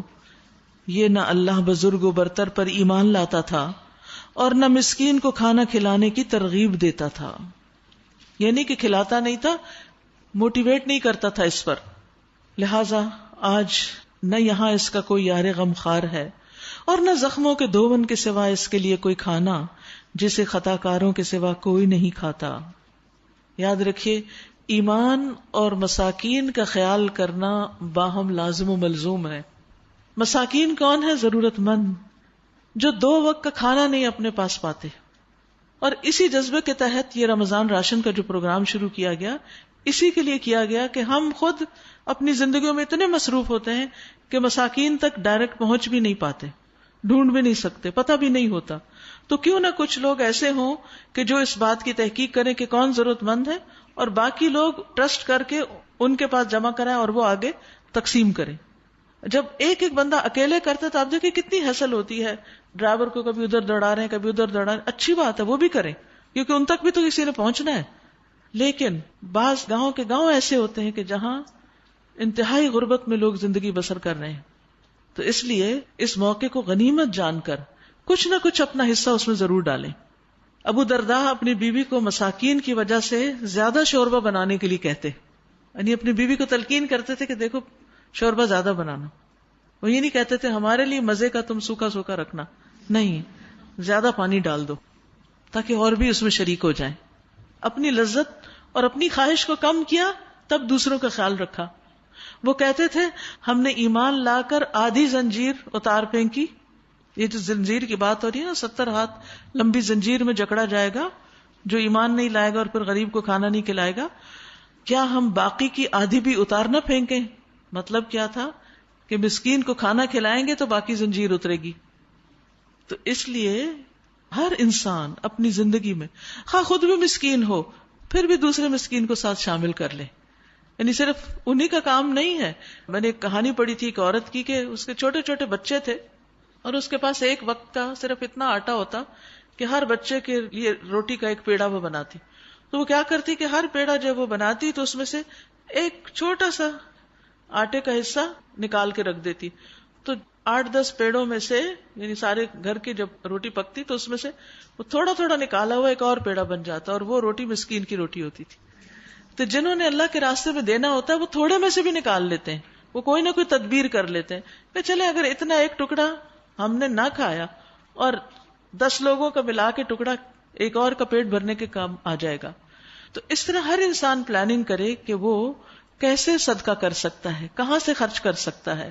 رسول اللہ صلی اللہ علیہ وسلم نے فرمایا وہ مومن نہیں ہوتا جو خود پیٹ بھر کے کھائے اور اس کا ہمسایہ اس کے پہلو میں بھوکا رہے. پھر مسکین کو کبھی خالی ہاتھ نہیں لوٹانا چاہیے. ام بجید کہتی ہیں ایک مرتبہ میں نے عرض کیا یا رسول اللہ صلی اللہ علیہ وسلم، اللہ کی قسم بعض اوقات کوئی مسکین میرے دروازے پہ آ کے کھڑا ہو جاتا ہے اور مجھے شرم آتی ہے کہ میرے پاس گھر میں کچھ بھی نہیں ہوتا کہ میں اپنے ہاتھ سے اس کو دے سکوں یا اس کے ہاتھ میں کچھ ڈال سکوں. تو رسول اللہ صلی اللہ علیہ وسلم نے فرمایا اس کے ہاتھ پہ کچھ نہ کچھ رکھ دیا کرو، خواہ جلا ہوا کھوری کیوں نہ ہو، کچھ ہی رکھ دو. یعنی بعض اوقات ہم سوچتے ہیں کہ کوئی اعلیٰ درجے کی چیز ہو تو وہی دوسرے کو دے، جو بھی ہے دے دو لیکن دو. اور مسکینوں کے لیے جو دوڑ دھوپ کرے، کوشش کرے، محنت کرے، ان تک پہنچے، ان میں بانٹے. فرمایا بیواں اور مسکینوں کے کام آنے والا اللہ کے راستے میں جہاد کرنے والے کے برابر ہے، یا رات بھر عبادت اور دن کو روزہ رکھنے والے کے برابر ہے. نبی صلی اللہ علیہ وسلم نے فرمایا بے شک یہ مال و دولت بھی ایک خوشگوار سبزہ ہے. جیسے سبزے کو دیکھ کے دل خوش ہوتا ہے ایسے مال کو دیکھ کے بھی انسان خوش ہوتا ہے. اور مسلمان کا وہ مال کتنا عمدہ ہے جس سے وہ مسکین، یتیم اور مسافر کو دے. یعنی مال کا وہ حصہ بہترین ہے جو ان کاموں میں لگ جائے. پھر مسکین پہ دروازہ بند کرنے پہ اللہ کی رحمت کا دروازہ بند ہو جاتا ہے. ابو شماخ اپنے چچا کے بیٹے سے روایت کرتے ہیں جو نبی صلی اللہ علیہ وسلم کے صحابہ میں سے تھے.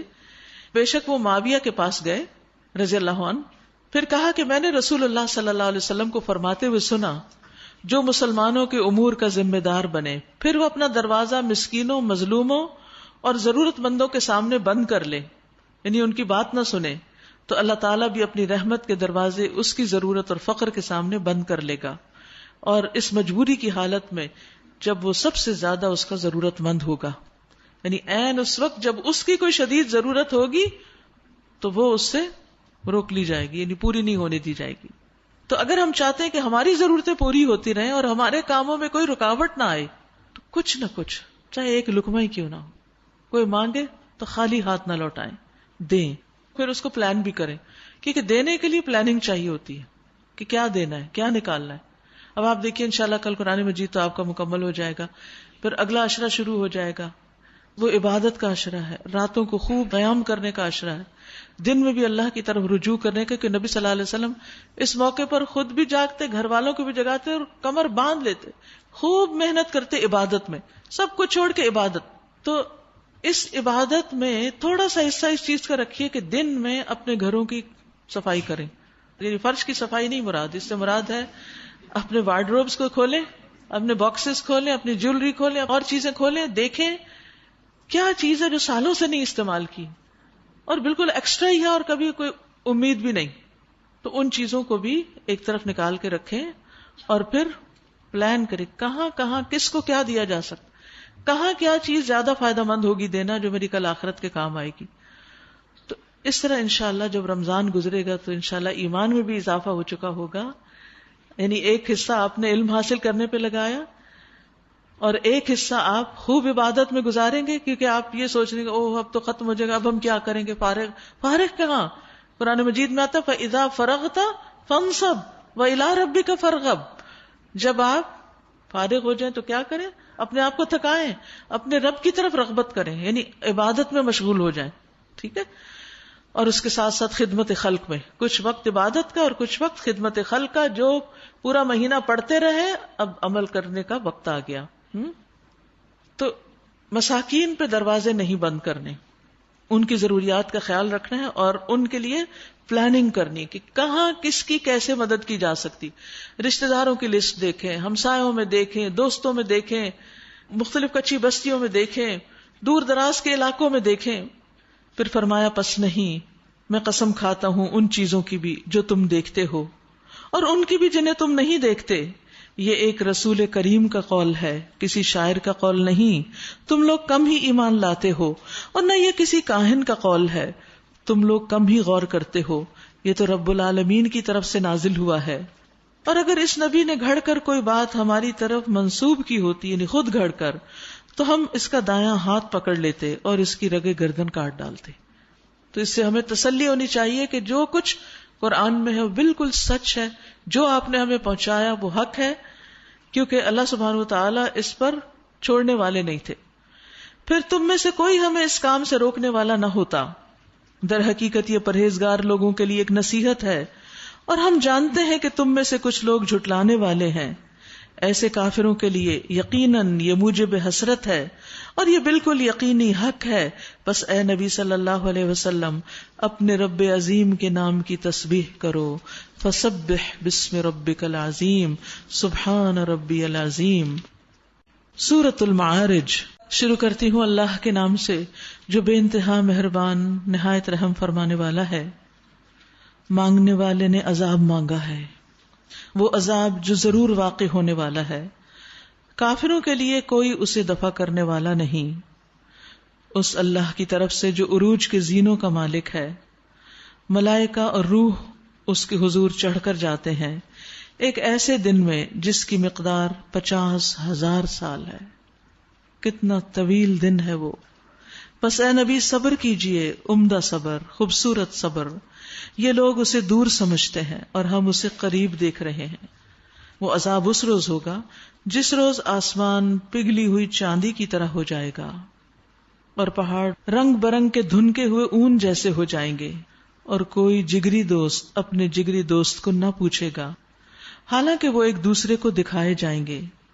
مجرم چاہے گا کہ اس دن کے عذاب سے بچنے کے لیے اپنی اولاد کو، اپنی بیوی کو، اپنے بھائی کو، اپنے قریب ترین خاندان کو جو اسے پناہ دینے والا تھا، اور روئے زمین کے سب لوگوں کو فدیے میں دے دے. اللہ اکبر. کتنا خود غرض ہوگا انسان اس وقت کہ کسی کی بھی پرواہ نہیں کرے گا. آج دنیا میں ہم جن سے ہم محبت کرتے ہیں ان کی کتنی کیئر کرتے ہیں، بعض اوقات خود تکلیف اٹھا کر ان کو آرام پہنچاتے ہیں، لیکن وہاں سب بے گانا ہو جائیں گے، اجنبی ہو جائیں گے. تو مجرم کا کیا حال ہوگا کہ وہ اپنی محبوب ترین چیز کو فدیے میں دے دے گا.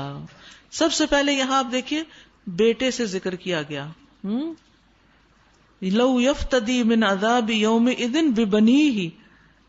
بیٹا انسان کو بہت پیارا ہوتا ہے، تو سب سے پہلے تو کہے گا اسی کو لے جاؤ مجھے بچانے کے لیے، اور پھر بیوی اور بھائی اور کنبہ قبیلہ اور جو کوئی زمین میں ہے سب کے سب.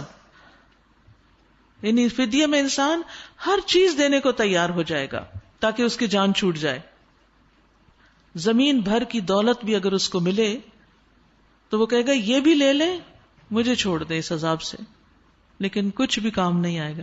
لیکن آج آپ دیکھیں ہم سے کتنے کم کا مطالبہ کیا گیا کہ لا الہ الا اللہ پڑھیں اور اپنے مال میں سے کچھ حصہ دوسروں پہ خرچ کریں. سب تو نہیں مانگا گیا. زکوٰۃ بھی آپ دیکھیں 100 میں سے صرف 2.5% ہے، اتنا کم، اور باقی سب تمہارا، خود جہاں چاہو خرچ کرو.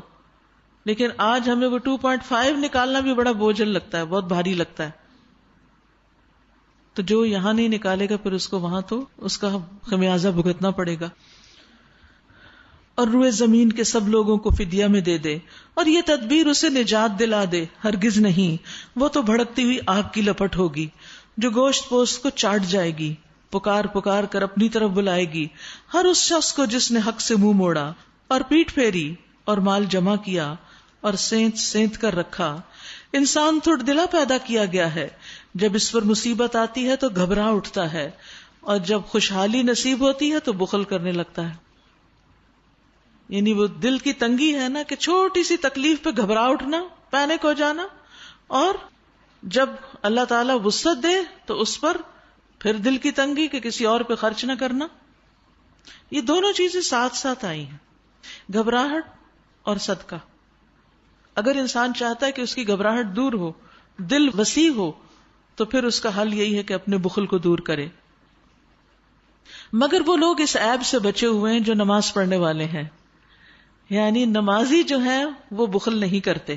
نمازیوں کو ایگزمپٹ کر دیا گیا یہاں، اور وہ دنیا کے مصائب سے بھی نہیں گھبراتے. آپ دیکھیے، آپ کا سر جب سجدے میں ہوتا ہے اور آپ کو یہ خیال بھی آ جائے کہ اگر اس وقت چھت گر گئی تو کیا ہوگا، تو آپ کے دل میں کیا آتا ہے؟ تو کوئی بات نہیں، اللہ نہ کرے. لیکن تسلی کیا ہوتی ہے کہ سجدے میں ہی ہے نا، اس سے اچھی موت کیا ہوگی. لیکن جو نماز نہ پڑھ رہا اس کے اندر تو یہ کیفیت نہیں آئے گی. اور کیسے نمازی؟ جو اپنی نماز کی ہمیشہ پابندی کرتے ہیں، جن کے مالوں میں سائل اور محروم کا ایک مقرر حق ہے. مانگنے والوں کا بھی حق ہے، اور جو نہیں مانگتے لیکن ضرورت مند ہے، بہت سی چیزوں سے محروم ہے، ان کا حق ہے. یہ مال میں حق بتایا گیا، یہ سارا تمہارا نہیں ہے، اس میں ان کا حصہ بھی ہے. تو اس میں آپ دیکھیے کہ نماز کا فائدہ پتہ چل رہا ہے نا، کہ نماز برے اخلاق سے روکتی ہے. ان الصلاۃ تنہی عن الفحشاء، بخل جو ہے فحشاء میں ہی آ جاتا ہے، والمنکر، اور برائیوں سے روکتی ہے نماز، برے کاموں، برے اخلاق سے روکتی ہے. کیونکہ انسان کو نماز کی لاج رکھنی ہوتی ہے کہ میں نماز پڑھ کے یہ کام کرتا ہوں. وَلَذِكْرُ اللَّهِ أَكْبَرُ وَاللَّهُ يَعْلَمُ مَا تَصْنَعُونَ، اور اللہ جانتا ہے جو کچھ تم کر رہے ہو. یہاں جن نمازیوں کی صفت بیان ہو رہی ہے وہ کبھی کبھی کے نمازی نہیں، وہ علی صلاتہم دائمون، دائمی نمازی، ہمیشہ نماز پڑھتے ہیں، دوام اختیار کرتے ہیں. ٹھیک ہے، ایک ہوتی ہے نماز کی حفاظت، اور دوسرے ہوتی ہے نماز کے اوپر دوام، یعنی مستقل طور پر پڑھتے رہنا اور غفلت نہ اختیار کرنا. فجر کی نماز کی پہلے بھی بات ہوئی، تفصیل سے بات ہوئی تھی. فجر کی نماز میں سوتے رہنا جو ہے یہ بہت بڑی سزا کا باعث بنتا ہے. نبی صلی اللہ علیہ وسلم نے اپنے خواب بیان کیا جس میں ایک شخص کو آپ نے دیکھا جس کا سر پتھر سے کچلا جا رہا تھا. وہ قرآن کا حافظ تھا مگر قرآن سے غافل ہو گیا اور فرض نماز پڑھے بغیر سو جاتا تھا. پھر اسی طرح یہ ہے کہ انسان صرف نماز ہی نہ پڑھے بلکہ اوقات کی پابندی کا لحاظ بھی رکھے اور اس کی دیگر شرائط کا بھی. والذین یصدقون بیوم الدین، جو روز جزا کو برحق مانتے ہیں، جو اپنے رب کے عذاب سے ڈرتے ہیں، کیونکہ ان کے رب کا عذاب ایسی چیز نہیں جس سے کوئی بے خوف ہو. جو اپنی شرمگاہوں کی حفاظت کرتے ہیں، حیا بھی ہے ان میں، زنا کے قریب نہیں جاتے، جنسی خواہشات کی تکمیل اور تسکین کے لیے ناجائز ذریعے اختیار نہیں کرتے، بجز اپنی بیویوں یا اپنی مملوکہ عورتوں کے جن سے محفوظ نہ رکھنے میں ان پر کوئی ملامت نہیں. البتہ جو اس کے علاوہ کچھ اور چاہیں وہی حد سے تجاوز کرنے والے ہیں. جو اپنی امانتوں کی حفاظت اور اپنے عہد کا پاس رکھتے ہیں، امانت اور وعدہ، جو اپنی گواہیوں میں راست بازی پہ قائم رہتے ہیں، سچ بولتے ہیں، جو اپنی نماز کی حفاظت کرتے ہیں، یہ لوگ عزت کے ساتھ جنت کے باغوں میں رہیں گے. تو یہ کوالٹیز جس کے اندر ہوں گی وہ شخص اللہ کے ہاں معزز ہوگا. انہی صفات کے ساتھ انسان تقوی کا حامل ہوتا ہے. پس اے نبی کیا بات ہے کہ یہ منکرین دائیں اور بائیں سے گروہ در گروہ تمہاری طرف دوڑے چلے آ رہے ہیں، کیا ان میں سے ہر ایک یہ لالچ رکھتا ہے کہ وہ نعمت بھری جنت میں داخل کر دیا جائے گا؟ ہرگز نہیں، ہم نے جس چیز سے ان کو پیدا کیا ہے اسے یہ خود جانتے ہیں۔ من ماء مہین، جو دوسری جگہ آتا ہے۔ پس نہیں، میں قسم کھاتا ہوں مشرقوں اور مغربوں کے رب کی، ہم اس پر قادر ہیں کہ ان کی جگہ ان سے بہتر لوگ لے آئیں، اور کوئی ہم سے بازی لے جانے والا نہیں، یعنی ہم سے کوئی آگے نہیں نکل سکتا، لہٰذا انہیں اپنی بیہودہ باتوں اور اپنے کھیل میں پڑا رہنے دو، یہاں تک کہ یہ اپنے اس دن کو پہنچ جائیں جس کا ان سے وعدہ کیا جا رہا ہے، جب یہ اپنی قبروں سے نکل کر اس طرح دوڑے جا رہے ہوں گے جیسے اپنے بتوں کے استھانوں کی طرف دوڑ رہے ہوں، ان کی نگاہیں جھکی ہوئی ہوں گی، ذلت ان پر چھا رہی ہوگی، یہ وہ دن ہے جس کا ان سے وعدہ کیا جا رہا ہے۔ سورۃ نوح۔ شروع کرتی ہوں اللہ کے نام سے جو بے انتہا مہربان نہایت رحم فرمانے والا ہے۔ ہم نے نوح علیہ السلام کو اس کی قوم کی طرف بھیجا اس ہدایت کے ساتھ کہ اپنی قوم کے لوگوں کو خبردار کر دے قبل اس کے کہ ان پر ایک دردناک عذاب آ جائے۔ اس نے کہا، اے میری قوم کے لوگوں، میں تمہارے لیے ایک صاف صاف خبردار کر دینے والا پیغمبر ہوں، تم کو آگاہ کرتا ہوں کہ اللہ کی بندگی کرو اور اس سے ڈرو اور میری اطاعت کرو، یعنی میری بات مان لو۔ اللہ تمہارے گناہوں سے درگزر فرمائے گا اور تمہیں ایک وقت مقرر تک باقی رکھے گا، یعنی اگر تم نے یہ 3 باتیں مان لی تو تمہیں دنیا میں اس وقت تک جینے کی مہلت دی جائے گی جو اللہ نے تمہارے لیے موت کا ایک طبعی وقت رکھا ہے، ہر ایک کی الگ الگ۔ حقیقت یہ ہے کہ اللہ کا مقرر کیا ہوا وقت جب آ جاتا ہے تو پھر ٹالا نہیں جاتا، یعنی اگر عذاب آ گیا تو پھر سبھی اکٹھے بہہ جاؤ گے اس میں۔ کاش تمہیں اس کا علم ہو۔ اس نے عرض کیا، اے میرے رب، میں نے اپنی قوم کے لوگوں کو شب و روز پکارا، رات کو بھی تبلیغ کی، دن کو بھی، مگر میری پکار نے ان کے فرار میں ہی اضافہ کیا، یعنی جتنا میں ان کو سمجھاتا اتنا وہ مجھ سے دور بھاگتے، اور جب بھی میں نے ان کو بلایا تاکہ تو انہیں معاف کر دے، انہوں نے کانوں میں انگلیاں ٹھونس لیں اور کپڑوں سے منہ ڈھانک لیے۔ کتنے سخت لوگ تھے، کتنی بڑی آزمائش تھی نوح علیہ السلام کے لیے، کتنا مشکل وقت ہوگا، اور اپنی روش پہ اڑ گئے اور بڑا تکبر کیا، یعنی حق کو نہیں مانا۔ پھر میں نے ان کو ہاں کے پکارے دعوت دی، یعنی اعلانیہ طور پر، پھر میں نے ان کو علانیہ بھی تبلیغ کی اور چپ کے بھی سمجھایا، یعنی ہر طریقہ اختیار کیا۔ میں نے کہا اپنے رب سے معافی مانگ لو، بے شک وہ بڑا معاف کرنے والا ہے، وہ تم پر آسمان سے خوب بارشیں برسائے گا۔ سبحان اللہ، استغفار کے فائدے بتائے جا رہے ہیں کہ کثرت سے استغفار کرو تو کیا ہوگا، آسمان سے بارشیں برسیں گی، تمہیں مال اور اولاد سے نوازے گا، دنیا کی نعمتیں، تمہارے لیے باغ پیدا کرے گا، رزق کے سامان، اور تمہارے لیے نہریں جاری کر دے گا، مستقل طور پہ پانی کا انتظام۔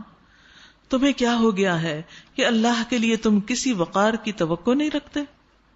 ما لکم لا ترجون للہ وقارا، یعنی تمہیں کیا ہے کہ تم اللہ کی اس قدرت اور عظمت سے نہیں ڈرتے کہ جس کی وجہ سے وہ تمہیں عذاب دینے پہ قادر ہے، یعنی اللہ کا خوف نہیں کرتے، تم اس کو اہمیت نہیں دیتے، حالانکہ اس نے طرح طرح سے تمہیں بنایا۔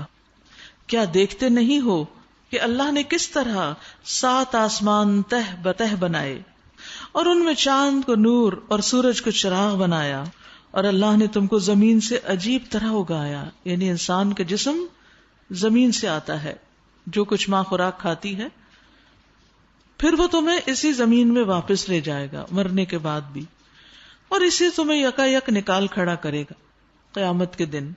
اور اللہ نے زمین کو تمہارے لیے فرش کی طرح بچھا دیا تاکہ تم اس کے اندر کھلے راستوں میں چلو۔ قال نوح رب انہم عصونی، نوح علیہ السلام نے کہا میرے رب انہوں نے میری بات رد کر دی، انہوں نے میری نافرمانی کی، وہ میری بات نہیں مانتے، اور ان رئیسوں کی پیروی کی جو مال اور اولاد پا کر اور زیادہ نامراد ہو گئے ہیں۔ ان لوگوں نے بڑا بھاری مکر کا جال پھیلا رکھا ہے۔ انہوں نے کہا ہرگز نہ چھوڑو اپنے معبودوں کو، اور نہ چھوڑو ود اور سواع کو، اور نہ یغوث اور یعوق اور نصر کو، انہوں نے بہت لوگوں کو گمراہ کیا ہے، اور تو بھی ان ظالموں کو گمراہی کے سوا کسی چیز میں ترقی نہ دے۔ یعنی جب بالکل نہیں مان کے دے رہے تھے ایک کے بعد ایک جنریشن جو ہے وہ غلط کام کر رہی تھی، شرک پر ہی اڑی ہوئی تھی. تو نوح علیہ السلام کو کہ یہ سلسلہ تو ختم نہیں ہوگا، تو پھر بہتر ہے کہ یہ قوم اب ختم ہی کر دی جائے. تو یہاں سوال یہ پیدا ہوتا ہے کہ کس چیز نے ان کو اتنا سرکش بنا دیا تھا؟ مال اور اولاد کی کثرت، دنیا کی فراخی نے. کیونکہ خواہشات کی پیروی جب انسان کرتا ہے اور اللہ کو بھول جاتا ہے تو پھر انسان کا حال یہی ہوتا ہے. مما خطیئاتہم اغرقوا فادخلوا نارا.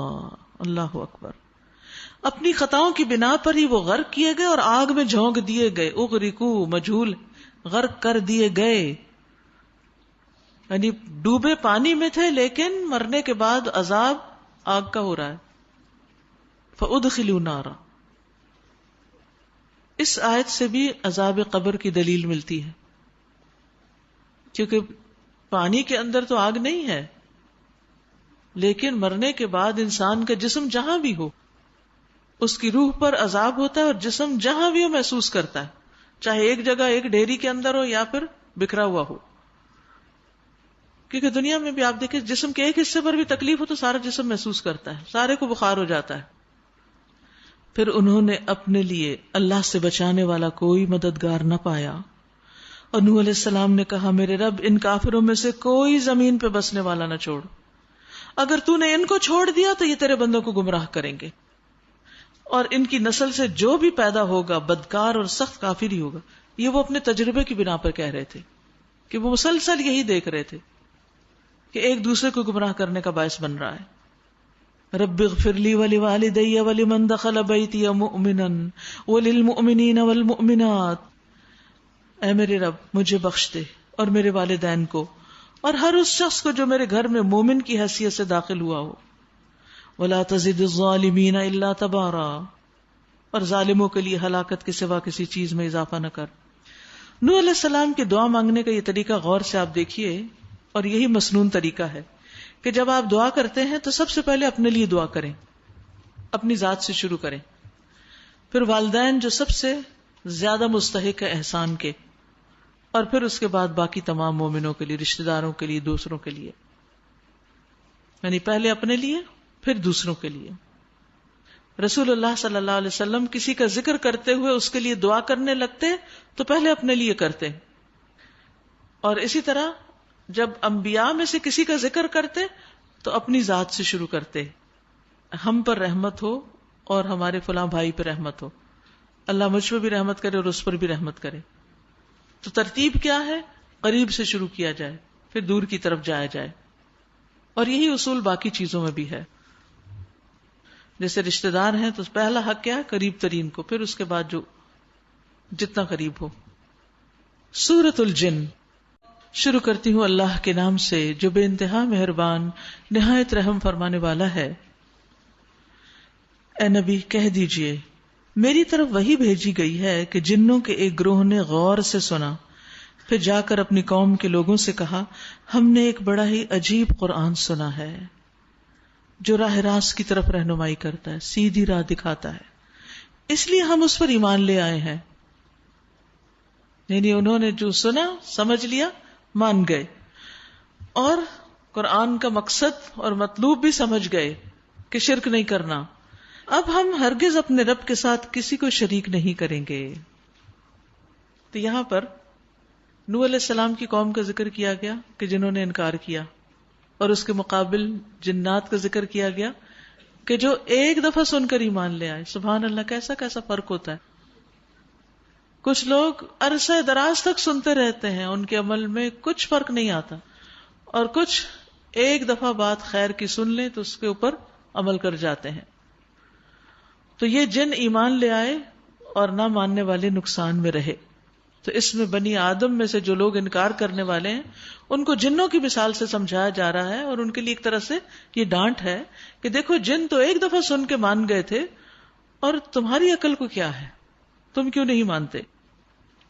یاد رکھیے ساری مخلوق نبی صلی اللہ علیہ وسلم کو اپنا رسول مانتی ہے. نبی صلی اللہ علیہ وسلم نے فرمایا آسمان و زمین کے درمیان جتنی چیزیں ہیں وہ سب جانتی ہیں کہ میں اللہ کا رسول ہوں، سوائے نافرمان جنات اور انسانوں کے. بس وہ نہیں مانتے، سرکش. اور سب مانتے. اسی لیے آپ نے دیکھا متعدد مواقع پر مختلف جانور پرندے وغیرہ جو تھے وہ آپ کے پاس آ جاتے تھے لوگوں کی شکایت لے کر. اور یہ کہ ہمارے رب کی شان بہت اعلیٰ و عرفہ ہے. اس نے کسی کو بیوی یا بیٹا نہیں بنایا. اور یہ کہ ہمارے نادان لوگ اللہ کے بارے میں بہت خلاف حق باتیں کہتے رہے ہیں. یعنی جنوں میں بھی ناسمجھ تھے جنہوں نے اللہ کی قدر نہیں پہچانی. اور یہ کہ ہم نے سمجھا تھا کہ انسان اور جن کبھی اللہ کے بارے میں جھوٹ نہیں بول سکتے. یہ ان کا خیال تھا اپنے محدود علم کی بنا پر. اور یہ کہ انسانوں میں سے کچھ لوگ جنوں میں سے کچھ لوگوں کی پناہ مانگا کرتے تھے. آج تک بھی لوگ کرتے ہیں ایسا. اس طرح انہوں نے جنوں کا غرور اور زیادہ بڑھا دیا. یاد رکھیے کہ جنوں سے بلا وجہ ڈرنا نہیں چاہیے، کیونکہ جو ڈرے وہ مرے. تو ایسے مواقع پر انسان کو اللہ سے مدد لینی چاہیے. یعنی اگر کبھی کسی جن سے واسطہ پڑے آپ کو تو گھبرا کے ڈر کے چیخے مارتے ہو گھر سے نہ بھاگے. یہ گھر تو آپ ہی کا ہے نا، تو آپ ہی کو رہنا ہے وہاں، تو اس کا علاج کرے. اور یہ جو رقیہ شرعیہ ہے یہ بہترین علاج ہے. سورۃ البقرہ ہے، وہ سورۃ الجن پڑھے. تو جب انسانوں نے جنوں کی پناہ لینا شروع کی تو جن اپنے آپ کو بڑی چیز سمجھنے لگے. چلیے ایک دو دعائیں اور بتا دیتی ہوں کہ جو جنات سے بچنے کے لیے ہیں. ایک تو یہ جو شام کی دعاؤں میں نا اعوذ بکلمات اللہ التامات من شر ما خلق، اسی طرح معوذتین جو ہے، ٹھیک ہے. اور اسی طرح اللہ سبحانہ وتعالی کے اسماء حسنی کو پکار کر ان کے ذریعے جنات سے بچنے کی دعا کرنا یا ہر شر سے بچنے کی. کعب الاحبار کہتے ہیں کہ اگر میں چند کلمات نہ پڑھتا ہوتا تو یہودی مجھے گدھا بنا دیتے. لوگوں نے پوچھا وہ کلمات کیا ہیں؟ اور جیسے نظر کی بات تھی نا، اسی طرح جادو کی بھی اور باقی جنات، یعنی ان سب سے پروٹیکشن کے لیے اگر انسان اپنے آپ کو پروٹیکٹ کر لے، دعائیں پڑھے، تو پھر چیزیں آپ پر اٹیک نہیں کریں گی. کعب نے کہا وہ کلمات یہ ہیں: اعوذ بوجہ اللہ العظیم الذی لیس شیء اعظم منہ وبکلمات اللہ التامات التی لا یجاوزہن بر ولا فاجر وباسماء اللہ الحسنى کلھا، سارے اللہ کے نام، ما علمت منہا وما لم اعلم من شر ما خلق وبرأ وذرأ. میں اللہ کے عظیم چہرے کی پناہ مانگتا ہوں جس سے عظیم کوئی اور چیز نہیں، اور اس کے مکمل کلمات کے ساتھ پناہ مانگتا ہوں. اب مکمل کلمات تو ہم کو آتے بھی نہیں اور ہم پڑھ بھی نہیں سکتے، تو سب کا ذکر کر دیا گیا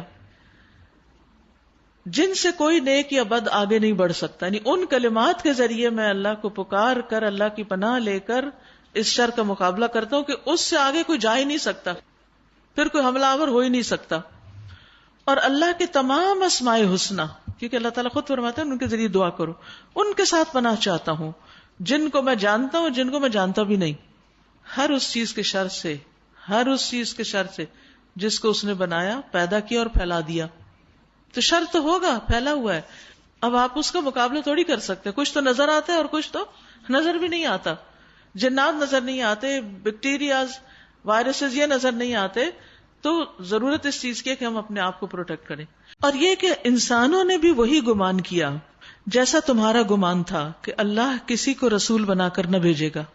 اور یہ کہ ہم نے آسمان کو ٹٹولا تو دیکھا کہ وہ پہرے داروں سے پٹا پڑا ہے اور شہابوں کی بارش ہو رہی ہے. اور یہ کہ پہلے ہم سنگن لینے کے لیے آسمان میں بیٹھنے کی جگہ پا لیتے تھے، مگر اب جو چوری چھپے سننے کی کوشش کرتا ہے وہ اپنے لیے گھات میں ایک شہاب ثاقب لگا ہوا پاتا ہے. اور یہ کہ ہماری سمجھ میں نہ آتا تھا کہ آیا زمین والوں کے ساتھ کوئی برا معاملہ کرنے کا ارادہ کیا گیا ہے یا ان کا رب انہیں راہ راست دکھانا چاہتا ہے. یعنی نبی صلی اللہ علیہ وسلم کے اوپر جو وحی نازل ہو رہی تھی اس وقت جو حفاظت کے لیے پابندیاں لگا دی گئی تھی اور شہاب ثاقب ان کے پیچھے لگتے تھے، اس کی انہیں سمجھ آ گئی کہ قصہ کیا تھا، اتنی سخت سیکیورٹی کیوں ہو گئی تھی. اور یہ کہ ہم میں سے کچھ لوگ صالح ہیں. اب جنات اپنے بارے میں بتانے میں کچھ نیک بھی ہیں اور کچھ اس سے کم تر. ہم مختلف طریقوں میں بٹے ہوئے ہیں، ان کے ہاں بھی گروہ ہیں. اور یہ کہ ہم سمجھتے تھے کہ نہ زمین میں ہم اللہ کو عاجز کر سکتے ہیں اور نہ بھاگ کر اسے ہرا سکتے ہیں. جنوں کو بھی سمجھ آیا کہ وہ اللہ کا مقابلہ نہیں کر سکتے. اور یہ کہ ہم نے جب ہدایت کی تعلیم سنی تو ہم اس پر ایمان لے آئے. اب جو کوئی بھی اپنے رب پر ایمان لے آئے گا اسے کسی حق تلفی یا ظلم کا خوف نہ ہوگا. اور یہ کہ ہم میں سے کچھ مسلم ہیں اور کچھ حق سے منحرف ہیں، تو جنہوں نے اسلام کا راستہ اختیار کیا انہوں نے نجات کی راہ ڈھونڈ لی، اور جو حق کے منحرف ہیں وہ جہنم کا ایندھن بننے والے ہیں. اور کہہ دیجئے کہ لوگ اگر راہ راست پر ثابت قدمی سے چلتے تو ہم انہیں خوب سیراب کرتے تاکہ اس نعمت سے ان کی آزمائش کریں، اور جو اپنے رب کے ذکر سے منہ موڑے گا اس کا رب اسے سخت عذاب میں مبتلا کرے گا. اللہ اکبر، کتنی سخت ہے یہ آیت. وَمَن يَعْرِضْ عَن ذِكْرِ رَبِّهِ يَسْلُكْهُ عَذَابًا صَعَدًا، جو اپنے رب کے ذکر سے منہ موڑے گا، یعنی ذکر سے مراد صرف تسبیح پڑھنا نہیں، اس سے مراد اللہ کی نصیحتیں ہیں، اس کی کتاب ہے، اس کا قرآن ہے، کہ وہ اللہ کی بات سننا گوارا ہی نہ کرے، اس طرف آئے ہی نہ. اور یہ کہ مسجدیں اللہ کے لیے ہیں، لہٰذا ان میں اللہ کے ساتھ کسی اور کو نہ پکارو. اور یہ کہ جب اللہ کا بندہ اس کو پکارنے کے لیے کھڑا ہوا، یعنی اللہ کا نبی لوگوں کو حق کی طرف بلانے لگا تو لوگ اس پر ٹوٹ پڑنے کے لیے تیار ہو گئے. اے نبی صلی اللہ علیہ وسلم کہہ دیجئے کہ میں تو اپنے رب کو پکارتا ہوں اور اس کے ساتھ کسی کو شریک نہیں کرتا. کہو میں تم لوگوں کے لیے نہ کسی نقصان کا اختیار رکھتا ہوں نہ کسی بھلائی کا. اللہ اکبر. قل انی لا املک لکم ضرا ولا رشدا. یہ کون کہہ رہا ہے؟ کس کو کہنے کو کہا جا رہا ہے؟ نبی صلی اللہ علیہ وسلم. آپ کہہ دیجئے کیا کہ میں مالک نہیں ہوں تمہارے لیے کس کا؟ نقصان کا اور نہ بھلائی کا. اللہ ہی ہے اصل مالک. اللہ خالق کل شیء مالک کل شیء.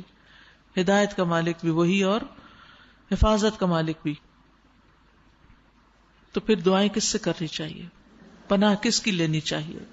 اللہ کی. کہو مجھے اللہ کی گرفت سے کوئی نہیں بچا سکتا اور نہ میں اس کے دامن کے سوا کوئی جائے پناہ پا سکتا ہوں. میرا کام اس کے سوا کچھ نہیں کہ اللہ کی بات اور اس کے پیغامات پہنچا دوں.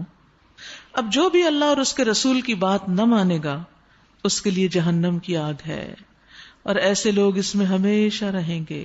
استغفر اللہ. یہ لوگ اپنی اس روش سے باز نہ آئیں گے یہاں تک کہ جب اس چیز کو دیکھ لیں گے جس کا ان سے وعدہ کیا جا رہا ہے تو انہیں معلوم ہو جائے گا کہ کس کے مددگار کمزور ہیں اور کس کا جتھا تعداد میں کم ہے. کہو میں نہیں جانتا کہ جس چیز کا وعدہ تم سے کیا جا رہا ہے وہ قریب ہے یا میرا رب اس کے لیے کوئی لمبی مدت مقرر فرماتا ہے. یعنی قیامت کا عین وقت مجھے نہیں معلوم. وہ عالم الغیب ہے، اپنے غیب پر کسی کو مطلع نہیں کرتا. یعنی پیغمبروں کو بھی اس نے سب غیب نہیں دیا، اللہ کہ وحی کے ذریعے جو بتا دیا سوائے اس رسول کے جسے اس نے غیب کا کوئی علم دینے کے لیے پسند کر لیا ہو تو اس کے آگے اور پیچھے وہ محافظ لگا دیتا ہے تاکہ وہ جان لے کہ انہوں نے اپنے رب کے پیغامات پہنچا دیے اور وہ ان کے پورے ماحول کا احاطہ کیے ہوئے ہے اور ایک ایک چیز کو اس نے گن رکھا ہے. سورۃ المزمل. شروع کرتی ہوں اللہ کے نام سے جو بے انتہا مہربان نہایت رحم فرمانے والا ہے. یا ایھا المزمل قم اللیل الا قلیلا. اے اوڑھ لپیٹ کر سونے والے، رات کو نماز میں کھڑے رہا کرو مگر کم.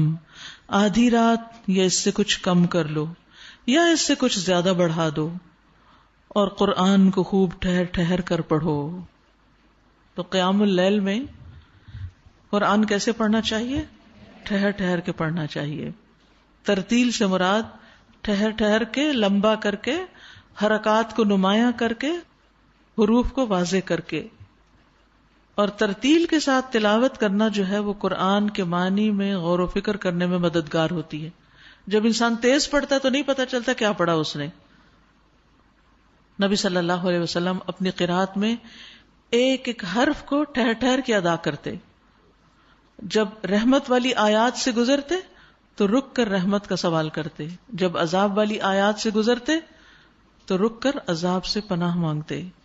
یعنی آپ کا طریقہ کیا تھا کہ آیات کی مناسبت سے پھر دعائیں بھی کرتے. سورۃ الاسراء میں بھی آتا ہے وَقُرْآنًا فَرَقْنَاهُ لِتَقْرَأَهُ عَلَى النَّاسِ عَلَى مُكْثٍ اور قرآن ہم نے اس کو جدا جدا کر کے نازل کیا تاکہ تو اسے لوگوں پر ٹھہر ٹھہر کر پڑھے، اور ہم نے اسے نازل کیا نازل کرنا۔ تو انس بن مالک سے نبی صلی اللہ علیہ وسلم کی قرات کے بارے میں سوال کیا گیا تو انہوں نے بتایا کہ آپ خوب کھینچ کر پڑھا کرتے تھے، ایک ایک آیت پر وقف کرتے تھے، خوبصورت آواز سے پڑھتے تھے۔ آپ نے حکم بھی دیا زین القرآن باصواتکم، اپنی آوازوں کے ذریعے قرآن کو زینت بخشو۔ اور تیز تیز قرآن پڑھنے کی ممانعت بھی ہے، کیونکہ کچھ لوگ پڑھتے ہیں اور قرآن ان کے حلق سے نیچے نہیں اترتا۔ تو یہ کب ہوتا ہے؟ جب انسان بہت تیز پڑھتا ہے۔ حضرت عائشہ سے کہا گیا کہ کچھ لوگ تو ایک رات میں کتنا کتنا پڑھ لیتے ہیں، ایک رات میں ہی قرآن ختم کر لیتے ہیں، یہ زیادہ۔ تو انہوں نے کہا ان لوگوں کا پڑھنا یا نہ پڑھنا برابر ہے، یہ قرآن کے ساتھ کیا مذاق کر رہے ہیں۔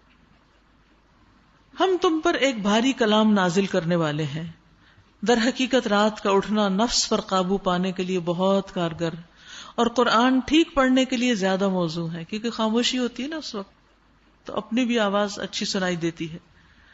دن کے اوقات میں تو تمہارے لیے بہت مصروفیات ہیں، ان میں اگر انسان قرآن پڑھتا بھی ہے تو وہ اس طرح بات نہیں بنتی جو رات میں پڑھنے کی ہوتی ہے۔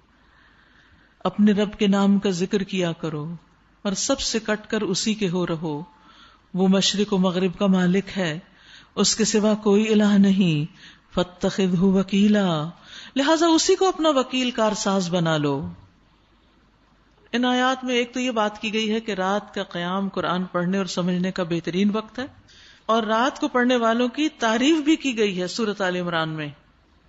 اس سے پہلے بھی میں ذکر کر چکی ہوں کہ دن کی نسبت رات کو پڑھنا زیادہ افضل ہے، اور رمضان ہی کی برکت ہے کہ ہم راتوں کو بھی قرآن پڑھتے ہیں، ورنہ عام دنوں میں کہاں پڑھتے ہیں، سوائے ان لوگوں کے جنہوں نے کوئی کورس جوائن کیا اور کوئی اسائنمنٹ یا ٹیسٹ یا سبق یا کوئی مصیبت سر پہ آئی بھی ہو تو اس کے ازالے کے لیے پڑھتے ہیں۔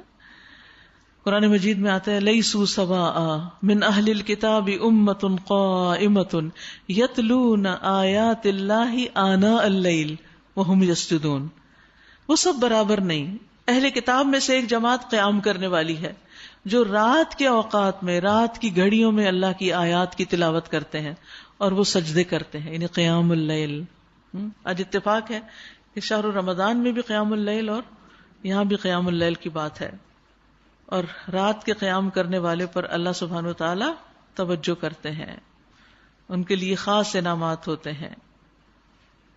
حضرت عائشہ نے فرمایا رات کا قیام مت چھوڑو، کیونکہ رسول اللہ اس کو نہیں چھوڑتے تھے، اگر بیمار ہوتے یا کسل مندی کی کیفیت ہوتی تو بیٹھ کے پڑھ لیتے تھے۔ اسی طرح صحابہ بھی اکثریت ان کی جو تھی وہ راتوں کو نماز پڑھتی تھی۔ فضیل کہتے ہیں جب تم قیام اللیل اور دن کے روزے پہ قادر نہ ہو تو جان لو کہ تم محروم کر دیے گئے ہو، جکڑ دیے گئے ہو، اور تمہارے گناہوں نے تمہیں جکڑا۔ لیکن یاد رکھیے کہ اٹھنے کے لیے پھر ضروری ہے کہ قیلولہ بھی ہو اور کھانا بھی احتیاط سے کھایا جائے تاکہ سستی نہ ہو۔ اور جو باتیں یہ لوگ بنا رہے ہیں ان پہ صبر کیجئے اور شرافت کے ساتھ ان سے الگ ہو جائیے۔ ان جھٹلانے والے خوشحال لوگوں سے نمٹنے کا کام آپ مجھ پہ چھوڑ دیں اور انہیں ذرا کچھ دیر اسی حالت پہ رہنے دیں، یعنی انہیں ذرا ٹائم دیتے ہیں تاکہ یہ سمجھ جائیں پیغام کو۔ ہمارے پاس ان کے لیے بھاری بیڑیاں ہیں اور بھڑکتی ہوئی آگ ہے اور حلق میں پھنسنے والا کھانا اور دردناک عذاب۔ یہ اس دن ہوگا جب زمین اور پہاڑ لرز اٹھیں گے اور پہاڑوں کا حال ایسا ہو جائے گا جیسے ریت کے ڈھیر ہوں جو بکھرے جا رہے ہیں۔ تم لوگوں کے پاس ہم نے اسی طرح ایک رسول تم پر گواہ بنا کر بھیجا ہے جس طرح ہم نے فرعون کی طرف ایک رسول بھیجا تھا۔ پھر دیکھ لو کہ جب فرعون نے اس رسول کی بات نہ مانی تو ہم نے اس کو بڑی سختی سے پکڑ لیا۔ تو مطلب کیا ہے کہ اگر تم نہیں مانتے تمہارا بھی یہی انجام ہونے والا ہے۔ اگر تم ماننے سے انکار کرو گے تو اس دن کیسے بچ جاؤ گے جو بچوں کو بوڑھا کر دے گا اور جس کی سختی سے آسمان پھٹا جا رہا ہوگا۔ اللہ کا وعدہ تو پورا ہو کر ہی رہنا ہے، یہ ایک نصیحت ہے۔ ان ھذہ تذکرہ فمن شاء اتخذ الی ربہ سبیلا، اب جس کا جی چاہے اپنے رب کی طرف جانے کا راستہ اختیار کر لے۔ اے نبی صلی اللہ علیہ وسلم، تمہارا رب جانتا ہے کہ تم کبھی 2/3 رات کے قریب اور کبھی آدھی رات اور کبھی 1/3 رات عبادت میں کھڑے رہتے ہیں۔ اور تمہارے ساتھیوں میں سے بھی ایک گروہ عمل کرتا ہے. اللہ ہی رات اور دن کے اوقات کا حساب رکھتا ہے. اسے معلوم ہے کہ تم لوگ اوقات کا ٹھیک شمار نہیں کر سکتے، لہٰذا اس نے تم پر مہربانی فرمائی. اب جتنا قرآن آسانی سے پڑھ سکتے ہو پڑھ لیا کرو. اسے معلوم ہے کہ تم میں کچھ مریض ہوں گے، کچھ دوسرے لوگ اللہ کے فضل کی تلاش میں سفر کرتے ہیں، اور کچھ اور لوگ اللہ کی راہ میں جنگ کرتے ہیں. بس جتنا قرآن آسانی سے پڑھا جا سکے پڑھ لیا کرو. یعنی ان مصروفیات میں بھی چھوڑنا نہیں ہے. بیمار ہو، سفر پہ ہو، زیادہ نہیں پڑھ سکتے تو تھوڑا پڑھ لو، آسانی سے جتنا پڑھ سکتے اتنا پڑھ لو. نماز قائم کرو اور زکوٰۃ دو، اور اللہ کو اچھا قرض دیتے رہو، یعنی صدقات دیتے رہو. جو کچھ بھلائی تم اپنے لیے آگے بھیجو گے اسے اللہ کے ہاں موجود پاؤ گے، وہی زیادہ بہتر ہے اور اس کا اجر بہت بڑا ہے. واستغفر اللہ، اور اللہ سے بخشش مانگتے رہو. ان اللہ غفور الرحیم، بے شک اللہ تعالی غفور الرحیم ہے. سورۃ المدثر. شروع کرتی ہوں اللہ کے نام سے جو بے انتہا مہربان نہایت رحم فرمانے والا ہے.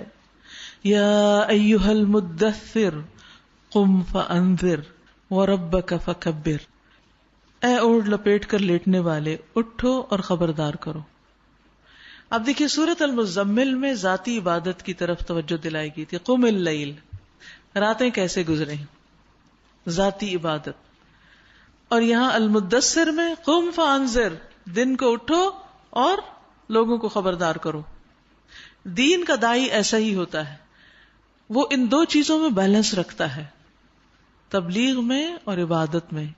یعنی سارے کا سارا صرف ایک ہی کام پہ وقت نہیں لگا دیتا، بلکہ اس کے ساتھ ساتھ اپنی عبادت کا بھی لحاظ رکھتا ہے، دھیان رکھتا ہے. نبی صلی اللہ علیہ وسلم کا نمونہ ہمارے لیے بہترین نمونہ ہے کہ ایک طرف آپ کو کہا گیا کہ رات کا ایک حصہ قیام کیجئے، اور دوسری طرف کیا کہا گیا، اٹھیے اور خبردار کیجئے. کیا کرنا ہے، تبلیغ کس چیز کی، وَرَبَّكَ فَكَبِّرْ، یہ ہے اصل کام. اپنے رب کی بڑائی بیان کرو، شرک کا خاتمہ، اور اپنے کپڑے پاک رکھو. خاص طور پر کپڑوں کی صفائی، پاکیزگی. یعنی جو ایک داعی ہوتا ہے اس کا جو حال حلیہ ہے وہ بھی درست ہونا چاہیے، تاکہ لوگ اسے دیکھتے ہی اسے گھن نہ کھائیں. تو لباس کی پاکیزگی، اور طاہر کا مطلب یہ ہے کہ جیسے پانی سے دھو کر ان کو صاف کیا جائے. صفائی جو ہے وہ ایمان کا حصہ ہے. الطہور شطر الایمان، طہارت نصف ایمان ہے.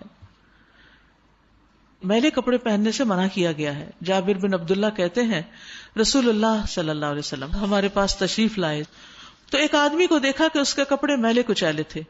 آپ نے فرمایا اسے کوئی ایسی چیز نہیں ملتی جس سے اپنے کپڑوں کو دھو لیتا، یعنی آپ نے اس کو ناپسند کیا.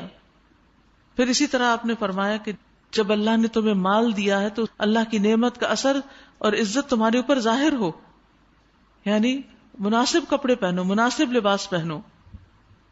نبی صلی اللہ علیہ وسلم ایسے کپڑے پہننے کو ناپسند کرتے تھے جن کو پہن کر جسم سے بو آتی تھی، جیسے بہت موٹے کپڑے، اونی کپڑے.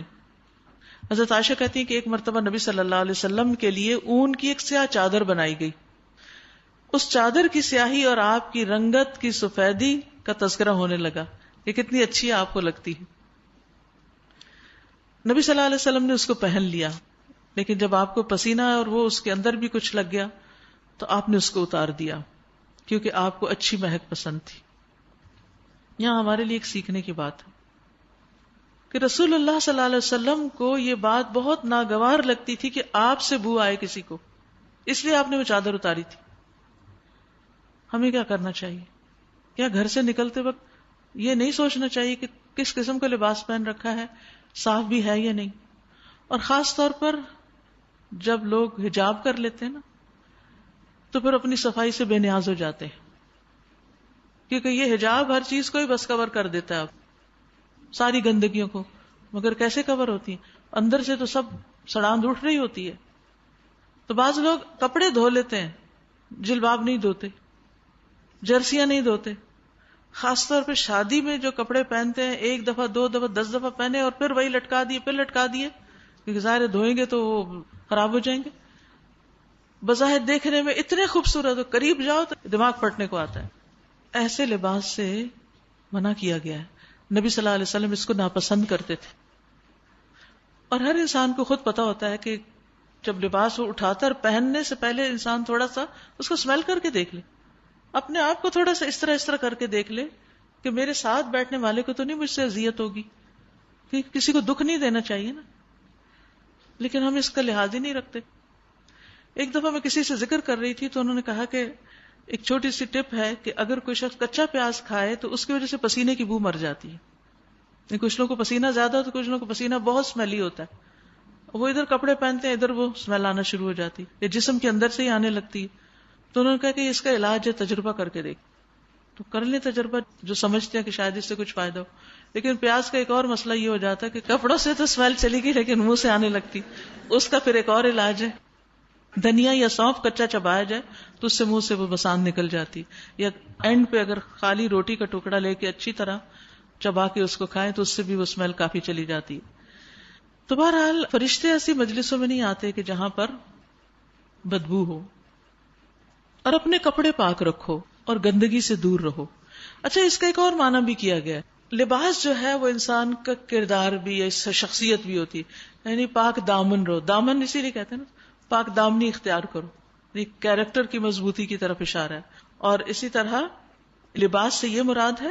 اور پھر گندگی چھوڑ دو, یعنی شرک سب سے بڑی گندگی ہے, اس سے پرہیز کرو. گویا ظاہری اور باطنی دونوں طرح کی نجاستوں سے بچنے کے لیے کہا گیا. اور احسان نہ کرو زیادہ حاصل کرنے کے لیے, اور اپنے رب کی خاطر صبر کرو.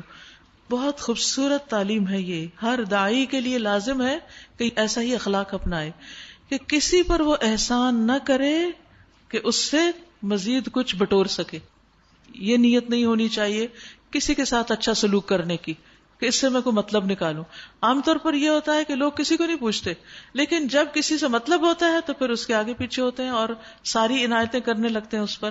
تو یہ ایک گھٹیا اخلاق ہے. عمدہ اخلاق کیا ہے کہ کسی سے آپ کو کوئی مطلب ہے یا نہیں, لیکن آپ اس کے ساتھ صرف اللہ کی خاطر نیکی کر رہے ہیں. اچھا, جب سور میں پھونک مار دی جائے گی وہ دن بڑا ہی سخت ہوگا, کافروں کے لیے ہلکا نہ ہوگا. چھوڑ دو مجھے اور اس شخص کو جسے میں نے اکیلا پیدا کیا, بہت سا مال اس کو دیا اور اس کے ساتھ حاضر رہنے والے بیٹے دیے, اور اس کے لیے ریاست کی راہ ہموار کی, یعنی اس کو سرداری عطا کی. پھر وہ طمع رکھتا ہے کہ میں اسے اور زیادہ دوں. ہرگز نہیں, وہ ہماری آیات سے اناد رکھتا ہے. میں تو عنقریب اسے کٹھن چڑھائی چڑھواؤں گا. اس نے سوچا اور کچھ بات بنانے کی کوشش کی تو اللہ کی مار اس پر کیسی بات بنانے کی کوشش کی. ہاں, اللہ کی مار اس پر کیسی بات بنانے کی کوشش کی. پھر لوگوں کی طرف دیکھا, پھر پیشانی سکیڑی اور منہ بنایا, پھر پلٹا اور تکبر میں پڑ گیا. آخرکار بولا یہ کچھ نہیں مگر ایک جادو ہے جو پہلے سے چلا آ رہا ہے. کتنا ڈیٹیل ڈسکرپشن ہے.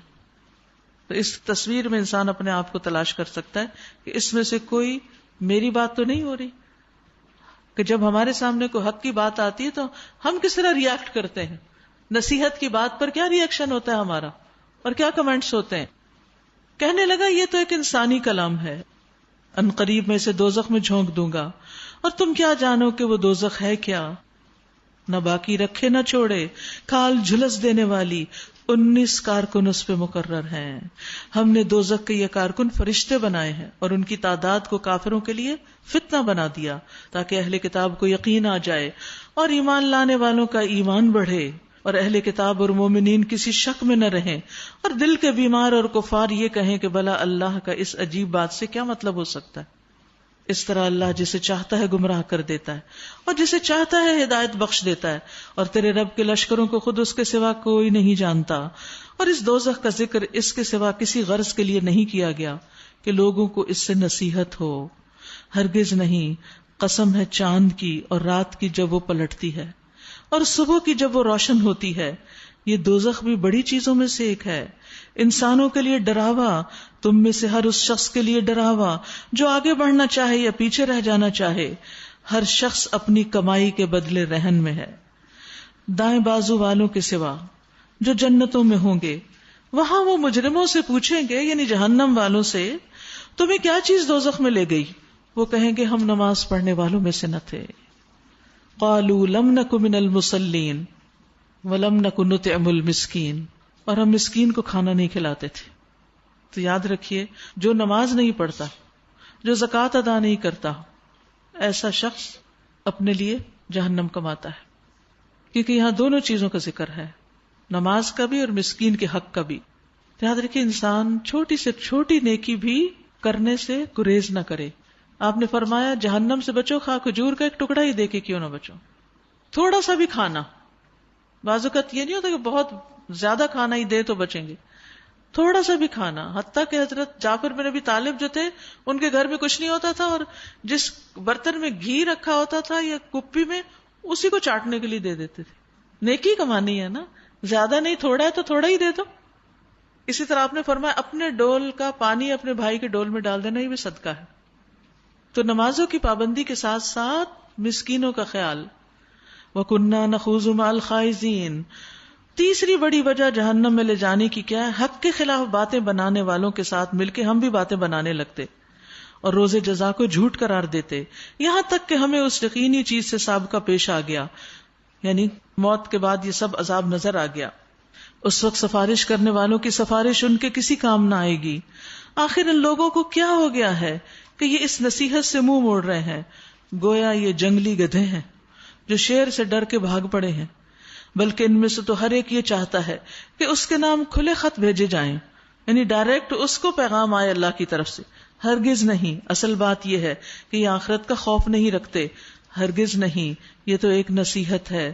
اب جس کا جی چاہے اس سے سبق حاصل کر لے، اور یہ کوئی سبق حاصل نہ کریں گے الا یہ کہ اللہ ہی ایسا چاہے. وہ اس کا حقدار ہے کہ اس سے تقویٰ کیا جائے، اور وہ اس کا اہل ہے کہ تقویٰ کرنے والوں کو بخش دے. سورۃ القیامہ. شروع کرتی ہوں اللہ کے نام سے جو بے انتہا مہربان نہایت رحم فرمانے والا ہے. لا اقسم بیوم القیامہ، نہیں میں قسم کھاتا ہوں قیامت کے دن کی، اور نہیں میں قسم کھاتا ہوں ملامت کرنے والے نفس کی. کیا انسان یہ سمجھ رہا ہے کہ ہم اس کی ہڈیوں کو جمع نہ کر سکیں گے؟ کیوں نہیں، ہم تو اس کی انگلیوں کی پور پور تک ٹھیک بنا دینے پر قادر ہیں. مگر انسان چاہتا یہ ہے کہ آگے بھی بدعمالیاں کرتا رہے. پوچھتا ہے آخر کب آنا ہے وہ قیامت کا دن؟ پھر جب دیدے پتھرا جائیں گے اور چاند بے نور ہو جائے گا اور سورج اور چاند ملا کر ایک کر دیے جائیں گے، اس وقت یہی انسان کہے گا کہاں بھاگ کر جاؤں؟ ہرگز نہیں، وہاں کوئی جائے پناہ نہ ہوگی. اس روز تیرے رب ہی کے سامنے جا کر ٹھہرنا ہوگا. اس روز انسان کو اس کا سب اگلا پچھلا کیا کرایا بتا دیا جائے گا. بلکہ انسان خود ہی اپنے آپ کو خوب جانتا ہے، چاہے وہ کتنی ہی معذرتیں پیش کرے، کیونکہ اس کا ضمیر ہے نا اس کے ساتھ. اے نبی، اس وحی کو جلدی جلدی یاد کرنے کے لیے اپنی زبان کو حرکت نہ دیجیے. اس کو یاد کرا دینا اور پڑھوا دینا ہمارا ذمہ ہے، لہٰذا جب ہم اسے پڑھ رہے ہوں اس وقت تم اس کی قرات کو غور سے سنو، پھر اس کا مطلب سمجھا دینا بھی ہمارے ہی ذمہ ہے. نبی صلی اللہ علیہ وسلم پر وحی نازل ہو رہی تھی، اور جب دیکھا گیا کہ آپ فکر مند ہیں کہ کہیں میں بھول نہ جاؤں، اور آپ ساتھ ساتھ پڑھنے لگتے تھے تو اس سے روک دیا گیا. یاد رکھیے، علم حاصل کرنے کے لیے صبر بہت ضروری ہوتا ہے، اور اس کے لیے انتظار کہ ٹھہر ٹھہر کے پڑھے، آہستہ آہستہ انسان پڑھے، خوب تحقیق کے ساتھ پڑھے. پھر اسی طرح غور سے سنے، اور پھر استاد کے فارغ ہونے سے پہلے جلدی نہ کرے. اور یہاں ادب بھی سکھایا گیا ہے کہ معلم یا استاد جب سکھا رہا ہو تو طالب علم کو بیچ میں انٹرپٹ نہیں کرنا چاہیے جب تک وہ اپنی بات پوری نہ کر چکے. پھر اسی طرح یہ ہے کہ بات کو پوری طرح سمجھ کر پھر سوال کرے. یہ نہیں کہ خود تو دھیان نہ دیا اور پھر جب محفل ختم ہوگی پھر وہی بات پوچھی جو پہلے بتائی جا چکی. اور پھر اس میں آپ دیکھیے کہ موسیٰ علیہ السلام نے بھی جب صبر نہیں کیا تھا تو کیا ہوا؟ خضر کا ساتھ چھوٹ گیا. انہوں نے پہلے ہی کہہ دیا تھا کہ تم میرے ساتھ صبر نہیں کر سکتے. تو علم کے لیے صبر ضروری ہے. ایک اور چیز جو ان آیات سے پتہ چل رہی ہے کہ ایک ہے قرآن کی قرات، اِنَّ عَلَيْنَا جَمْعَهُ وَقُرْآنَهُ فَإِذَا قَرَأْنَاهُ فَاتَّبِعْ قُرْآنَهُ، یعنی ٹیچر کو فالو کیا جائے، جیسے کہلوایا جاتا ہے پھر اس کے پیچھے پڑھا جاتا ہے، اور پھر اس کا مطلب سمجھانا بھی ہمارے ذمہ ہے. یعنی صرف قرات نہیں بلکہ اس کو سمجھ کے بھی پڑھا جائے. کلا، ہرگز نہیں. اصل بات یہ ہے کہ تم لوگ جلدی حاصل ہونے والی چیز دنیا سے محبت رکھتے ہو، اس لیے پھر انسان علم کے لیے صبر نہیں کرتا. وہ کہتا ہے جلدی سے کورس ختم ہو جائے، کوئی شارٹ سا کورس ہو بس وہ جلدی سے کر لوں اور مجھے بس پتہ چل جائے.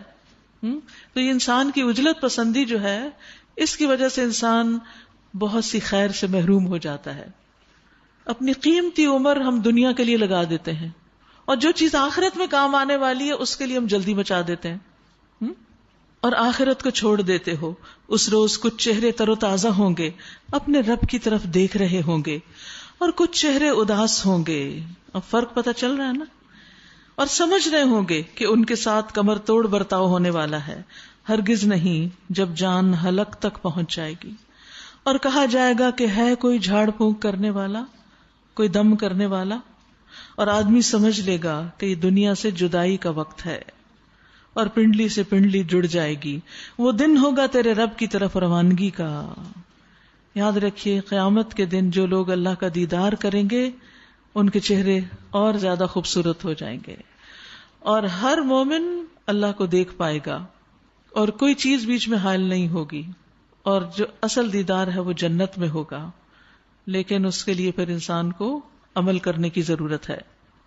یعنی اللہ کا دیدار کوئی سستی چیز نہیں ہے کہ ایسے ہی مل جائے. فلا صدق ولا صلی، مگر اس نے سچ نہ مانا. کس کو؟ جو کچھ پیغمبر لائے تھے. اور نہ نماز پڑھی بلکہ جھٹلایا اور پلٹ گیا. پھر اکڑتا ہوا اپنے گھر والوں کی طرف چل دیا. یہ روش تیرے ہی لیے سزاوار ہے، یعنی افسوس ہے تجھ پر اور تجھی کو زیب دیتی ہے. ہاں یہ روش تیرے ہی لیے سزاوار ہے اور تجھی کو زیب دیتی ہے. کیا انسان نے یہ سمجھ رکھا ہے کہ وہ یوں ہی بیکار چھوڑ دیا جائے گا، یعنی اس سے حساب نہیں لیا جائے گا؟ کیا وہ ایک حقیر پانی کا نطفہ نہ تھا جو رحم مادر میں ٹپکایا جاتا تھا؟ پھر وہ ایک لوتھڑا بنا، پھر اللہ نے اس کا جسم بنایا اور اس کے اعضاء درست کیے، پھر اس سے مرد اور عورت کی 2 قسمیں بنائیں. کیا وہ اس پر قادر نہیں کہ مرنے والوں کو پھر سے زندہ کر دے؟ کیوں نہیں، وہ اس پہ قادر ہے. سورۃ الدہر، اس کو سورۃ الانسان بھی کہا جاتا ہے. شروع کرتی ہوں اللہ کے نام سے جو بے انتہا مہربان نہایت رحم فرمانے والا ہے. کیا انسان پر لامت ناہی زمانے کا ایک وقت ایسا بھی گزرا ہے جب وہ کوئی قابل ذکر چیز نہ تھا؟ ہم نے انسان کو ایک مخلوط نطفے سے پیدا کیا تاکہ اس کا امتحان لیں. سورۃ الملک میں بھی کیا کہا گیا کہ تمہارے لیے زندگی اور موت کو کیوں بنایا گیا؟ کہ تمہارا امتحان لیں. یہاں بھی انسان کی تخلیق کا مقصد کیا بتایا گیا؟ کہ ہم اس کو آزمائیں، امتحان لیں. پیچھے سورۃ القیامہ میں کیا گزرا؟ ایحسب الانسان ان یترک سدی، انسان سمجھتا ہے ایسے ہی چھوڑ دیا جائے گا کہ وہ کھائے پیے عیش و عشرت کرے اور اس سے کوئی حساب نہ لیا جائے. ہم نے انسان کو ایک مخلوط نطفے سے پیدا کیا تاکہ اس کا امتحان لیں، اور اس غرض کے لیے ہم نے اسے سننے اور دیکھنے والا بنایا. ہم نے اسے راستہ دکھایا، خواہ وہ شکر کرنے والا بنے یا کفر کرنے والا. کفر کرنے والوں کے لیے ہم نے زنجیریں اور طوق اور بھڑکتی ہوئی آگ مہیا کر رکھی ہے. نیک لوگ جنت میں شراب کے ایسے ساغر پیئیں گے جن میں آب کافور کی آمیزش ہوگی. یہ ایک بہتا چشمہ ہوگا جس کے پانی کے ساتھ اللہ کے بندے شراب پیئیں گے، اور جہاں چاہیں گے بسہولت اس کی شاخیں نکال لیں گے. دنیا میں اوروں کو پلاتے تھے نا، آج ان کی باری ہے. یہ وہ لوگ ہوں گے جو دنیا میں نظر پوری کرتے ہیں اور اس دن سے ڈرتے ہیں جس کی آفت ہر طرف پھیلی ہوئی ہوگی، اور اللہ کی محبت میں مسکین اور یتیم اور قیدی کو کھانا کھلاتے ہیں، اور ان سے کہتے ہیں کہ ہم تمہیں صرف اللہ کی خاطر کھلا رہے ہیں، ہم تم سے نہ کوئی بدلہ چاہتے ہیں نہ شکریہ. اللہ اکبر. اللہ کی خاطر کھلانا کیا ہوتا ہے؟ کہ جس پر انسان کو کسی بھی ریوارڈ کی دنیا والوں سے توقع نہ ہو، دل میں بھی نہ ہو کہ یہ میرے لیے کچھ کرے گا. ابن تیمیہ کہتے ہیں جو محتاجوں سے دعا یا تعریف کا طلبگار ہو وہ اس آیت سے نکل گیا. یعنی کسی سے یہ مت کہے کہ میں تمہیں دے رہا ہوں بس آپ دعاؤں میں یاد رکھیے. بعض اوقات ایسا ہوتا ہے نا کہ ہم کسی کے ساتھ کوئی احسان کرتے ہیں تو وہ ہمارا شکریہ ادا کرنے لگتا تو ہم کہتے نہیں کوئی بات نہیں، آپ شکریہ نہیں ادا کر، بس دعاؤں میں یاد رکھیں. ایک چیز تو ہم نے نہیں کی، شکریہ تو نہیں چاہا لیکن دوسرا بدلہ مانگ لیا کہ ہم نے احسان کیا، آپ بھی ہم پہ احسان کریں. یاد رکھیے جو اخلاص ہوتا ہے نا، خالص بندہ وہ کسی بھی چیز کی امید نہیں رکھتا دوسرے سے احسان کے بدلے میں. یعنی احسان کے بدلے میں نہ دعا کی طلب نہ تعریف کی طلب، کیونکہ یہ بھی بدلہ لینے کا ارادہ ہوتا ہے. کیونکہ دعا بھی احسان کے بدلے کی قسم ہے. آپ کو بتایا تھا نا میں نے کہ اگر کوئی آپ پر احسان کرے تو آپ اس کو اگر ویسا بدلہ نہیں دے سکتے تو کیا کریں؟ دعا کر دیں. تو یہ تو بدلہ ہے نا احسان کا. تو کسی سے کسی بھی چیز کی، حتیٰ کہ دعا کی بھی توقع نہیں کرنی چاہیے، نہ مطالبہ کرنا چاہیے، کیونکہ ہم صرف اللہ کی خاطر کھلا رہے ہیں. انما نطعمکم لوجہ اللہ، ہم اللہ کا دیدار کرنا چاہتے ہیں. اور پھر یہ دعا کے لیے کہتے رہنے کی عادت نہیں ہونی چاہیے. بعض اوقات کیا ہوتا ہے، جیسے میں دعا مانگ کے نکلتی ہوں تو راستے میں پھر لوگ کہتے ہیں ہمارے لیے دعا کریں، تو میں کہتی ہوں ابھی کیا کیا ہے؟ یعنی اس وقت آپ کا دل کیا حاضر نہیں تھا، وہ دعا نہیں ہو رہی تھی. تو ہمیں سوچ سمجھ کے جملے بولنے چاہیے کہ ہم کسی سے کہہ بھی رہے ہیں تو کیا کہہ رہے ہیں، کیونکہ زندگی کا ایک ایک لمحہ اپنا بھی اور دوسرے کا بھی قیمتی ہوتا ہے. انما نطعمکم لوجہ اللہ لا نرید منکم جزاء ولا شکورا. ہمیں تو اپنے رب سے اس دن کے عذاب کا خوف لاحق ہے جو سخت مصیبت کا انتہائی طویل دن ہوگا، بس اللہ تعالیٰ انہیں اس دن کے شر سے بچا لے گا. یہ ہے بدلہ، اور انہیں تازگی اور سرور بخشے گا، اور ان کے صبر کے بدلے میں انہیں جنت اور ریشمی لباس عطا کرے گا. وہاں وہ اونچی مسندوں پر تکیے لگائے بیٹھے ہوں گے، نہ انہیں دھوپ کی گرمی ستائے گی نہ جاڑے کی ٹھنڈک. جنت کی چھاؤں ان پر جھکی ہوئی سایہ کر رہی ہوگی، اور اس کے پھل ہر وقت ان کے بس میں ہوں گے کہ جس طرح چاہیں انہیں توڑ لیں. یعنی جو طلب کریں گے وہ خود ہی سامنے آ جائے گا. ان کے آگے چاندی کے برتن اور شیشے کے پیالے گردش کرائے جا رہے ہوں گے. جنت کی کراکری دیکھیے، چاندی کے برتن، شیشے کے پیالے. شیشے بھی وہ جو چاندی کی قسم کے ہوں گے، کرسٹل کلیئر، اور ان کو منتظمین جنت نے ٹھیک اندازے سے بھرا ہوگا. یہ نہیں کہ چھلک چھلک کے ٹرے میں گر رہے ہوں. ان کو وہاں ایسی شراب کے جام پلائے جائیں گے جس میں سونٹ کی آمیزش ہوگی. یہ جنت کا ایک چشمہ ہوگا جسے سلسبیل کہا جاتا ہے. ان کی خدمت کے لیے ایسے لڑکے دوڑتے پھر رہے ہوں گے جو ہمیشہ لڑکے ہی رہیں گے. تم انہیں دیکھو تو سمجھو کہ موتی ہیں جو بکھیر دیے گئے. وہاں جدھر بھی تم نگاہ ڈالو گے نعمتیں ہی نعمتیں، اور ایک بڑی سلطنت کا سر و سامان تمہیں نظر آئے گا. سبحان اللہ. ان کے اوپر باریک ریشم کے سبز لباس اور اطلس و دیبا کے کپڑے ہوں گے. ان کو چاندی کے کنگن پہنائے جائیں گے، اور ان کا رب ان کو نہایت پاکیزہ شراب پلائے گا. یہ ہے تمہاری جزا، اور تمہاری کارگزاری قابل قدر ٹھہری ہے. سبحان اللہ. اللہ نے کوششیں قبول کر لی کیونکہ تمہاری کوشش خالص اس کو خوش کرنے کے لیے تھی. اور یہ سب سے مشکل کام ہوتا ہے نا، جن کاموں میں انسان کو تعریف ملتی ہے، بدلہ ملتا ہے، شکریہ ملتا ہے، وہاں پر انسان بھاگ بھاگ کے کام کرنا چاہتا ہے. اور جہاں کوئی پوچھنے والا نہیں وہاں پر انسان کہتا ہے کوئی فائدہ نہیں، اتنا کیا کیا ملا. کہتے ہیں نا جملہ، سب گنوا دیا. کیوں بندوں سے توقع رکھتے ہیں؟ نہ کسی سے عزت کی توقع رکھے، نہ شکریہ کی، نہ بدلے کی، کسی چیز کی نہیں، صرف اللہ کے لیے خالص، جس میں کوئی آمیزش نہیں. ایسے لوگوں کی جزا جنت ہے، خالص شراب اور خوبصورت ترین جنت. اے نبی صلی اللہ علیہ وسلم، ہم ہی نے تم پر یہ قرآن تھوڑا تھوڑا کر کے نازل کیا، لہٰذا تم اپنے رب کے حکم پر صبر کرو، اور ان میں سے کسی بدعمل یا منکر حق کی بات نہ مانو. اپنے رب کا نام صبح و شام یاد کرو، رات کو بھی اس کے حضور سجدہ ریز ہو، پھر قیام اللیل، رات کے طویل اوقات میں اس کی تسبیح کرتے رہو. جو خواتین آخری عشرے میں نماز نہ پڑھ سکیں وہ تسبیحات کرتی رہیں، ذکر کرتی رہیں. یہ لوگ تو جلدی حاصل ہونے والی چیز دنیا سے محبت رکھتے ہیں، اور جو آگے بھاری دن آنے والا ہے اسے نظر انداز کر دیتے ہیں. ہم نے ہی ان کو پیدا کیا اور ان کے جوڑ بند مضبوط کیے، اور ہم جب چاہیں ان کی شکلوں کو بدل کر رکھ دیں. یہ ایک نصیحت ہے. اب جس کا جی چاہے اپنے رب کی طرف جانے کا راستہ اختیار کر لے، اور تمہارے چاہنے سے کچھ نہیں ہوتا جب تک کہ اللہ نہ چاہے. یقیناً اللہ بڑا علیم و حکیم ہے. یدخل من یشاء فی رحمتہ، اپنی رحمت میں جس کو چاہتا ہے داخل کرتا ہے. اللہ ہمیں بھی داخل کر لے. اور ظالموں کے لیے اس نے دردناک عذاب تیار کر رکھا ہے. سورۃ المرسلات. بسم اللہ الرحمن الرحیم. والمرسلات عرفا فالعاصفات عصفا والناشرات نشرا فالفارقات فرقا فالملقیات ذکرا عذرا او نذرا انما توعدون لواقع. قسم ہے ان ہواؤں کی جو پے در پے بھیجی جاتی ہیں، پھر طوفانی رفتار سے چلتی ہیں، بادلوں کو اٹھا کر پھیلاتی ہیں، پھر ان کو پھاڑ کر جدا کرتی ہیں، پھر دلوں میں یاد ڈالتی ہیں، یعنی اللہ کی، عذر کے طور پر یا ڈراوے کے طور پر، جس چیز کا تم سے وعدہ کیا جا رہا ہے وہ ضرور ہونے والی ہے. یعنی جو رب ہوائیں بھیجتا ہے اور تھنڈرز ہوتے ہیں اور بجلی کڑکتی ہے، وہ رب قیامت بھی لا سکتا ہے. پھر جب ستارے مان پڑ جائیں گے اور آسمان پھاڑ دیا جائے گا اور پہاڑ دھنک ڈالے جائیں گے اور رسولوں کی حاضری کا وقت آ پہنچے گا، اس روز وہ چیز واقع ہو جائے گی. کس روز کے لیے یہ کام اٹھا رکھا گیا؟ فیصلے کے روز کے لیے. اور تمہیں کیا خبر کہ وہ فیصلے کا دن کیا ہے؟ تباہی ہے اس دن جھٹلانے والوں کے لیے. کیا ہم نے اگلوں کو ہلاک نہیں کیا؟ پھر انہی کے بعد ہم بعد والوں کو چلتا کریں گے. مجرموں کے ساتھ ہم یہی کچھ کیا کرتے ہیں. تباہی ہے اس روز جھٹلانے والوں کے لیے. کیا ہم نے ایک حقیر پانی سے تمہیں پیدا نہیں کیا اور ایک مقررہ مدت تک اسے ایک محفوظ جگہ ٹھہرائے رکھا؟ تو دیکھو ہم اس پر قادر تھے، بس ہم بہت اچھی قدرت رکھنے والے ہیں. تباہی ہے اس روز جھٹلانے والوں کے لیے. کیا ہم نے زمین کو سمیٹ کر رکھنے والی نہیں بنایا، زندوں کے لیے بھی اور مردوں کے لیے بھی، اور اس میں بلند و بالا پہاڑ جمائے اور تمہیں میٹھا پانی پلایا.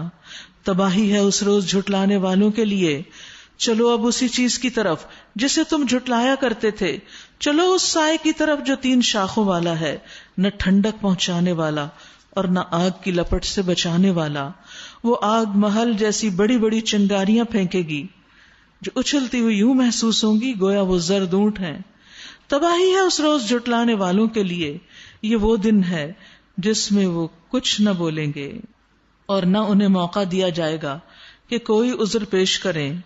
تباہی ہے اس روز جھٹلانے والوں کے لیے. یہ فیصلے کا دن ہے.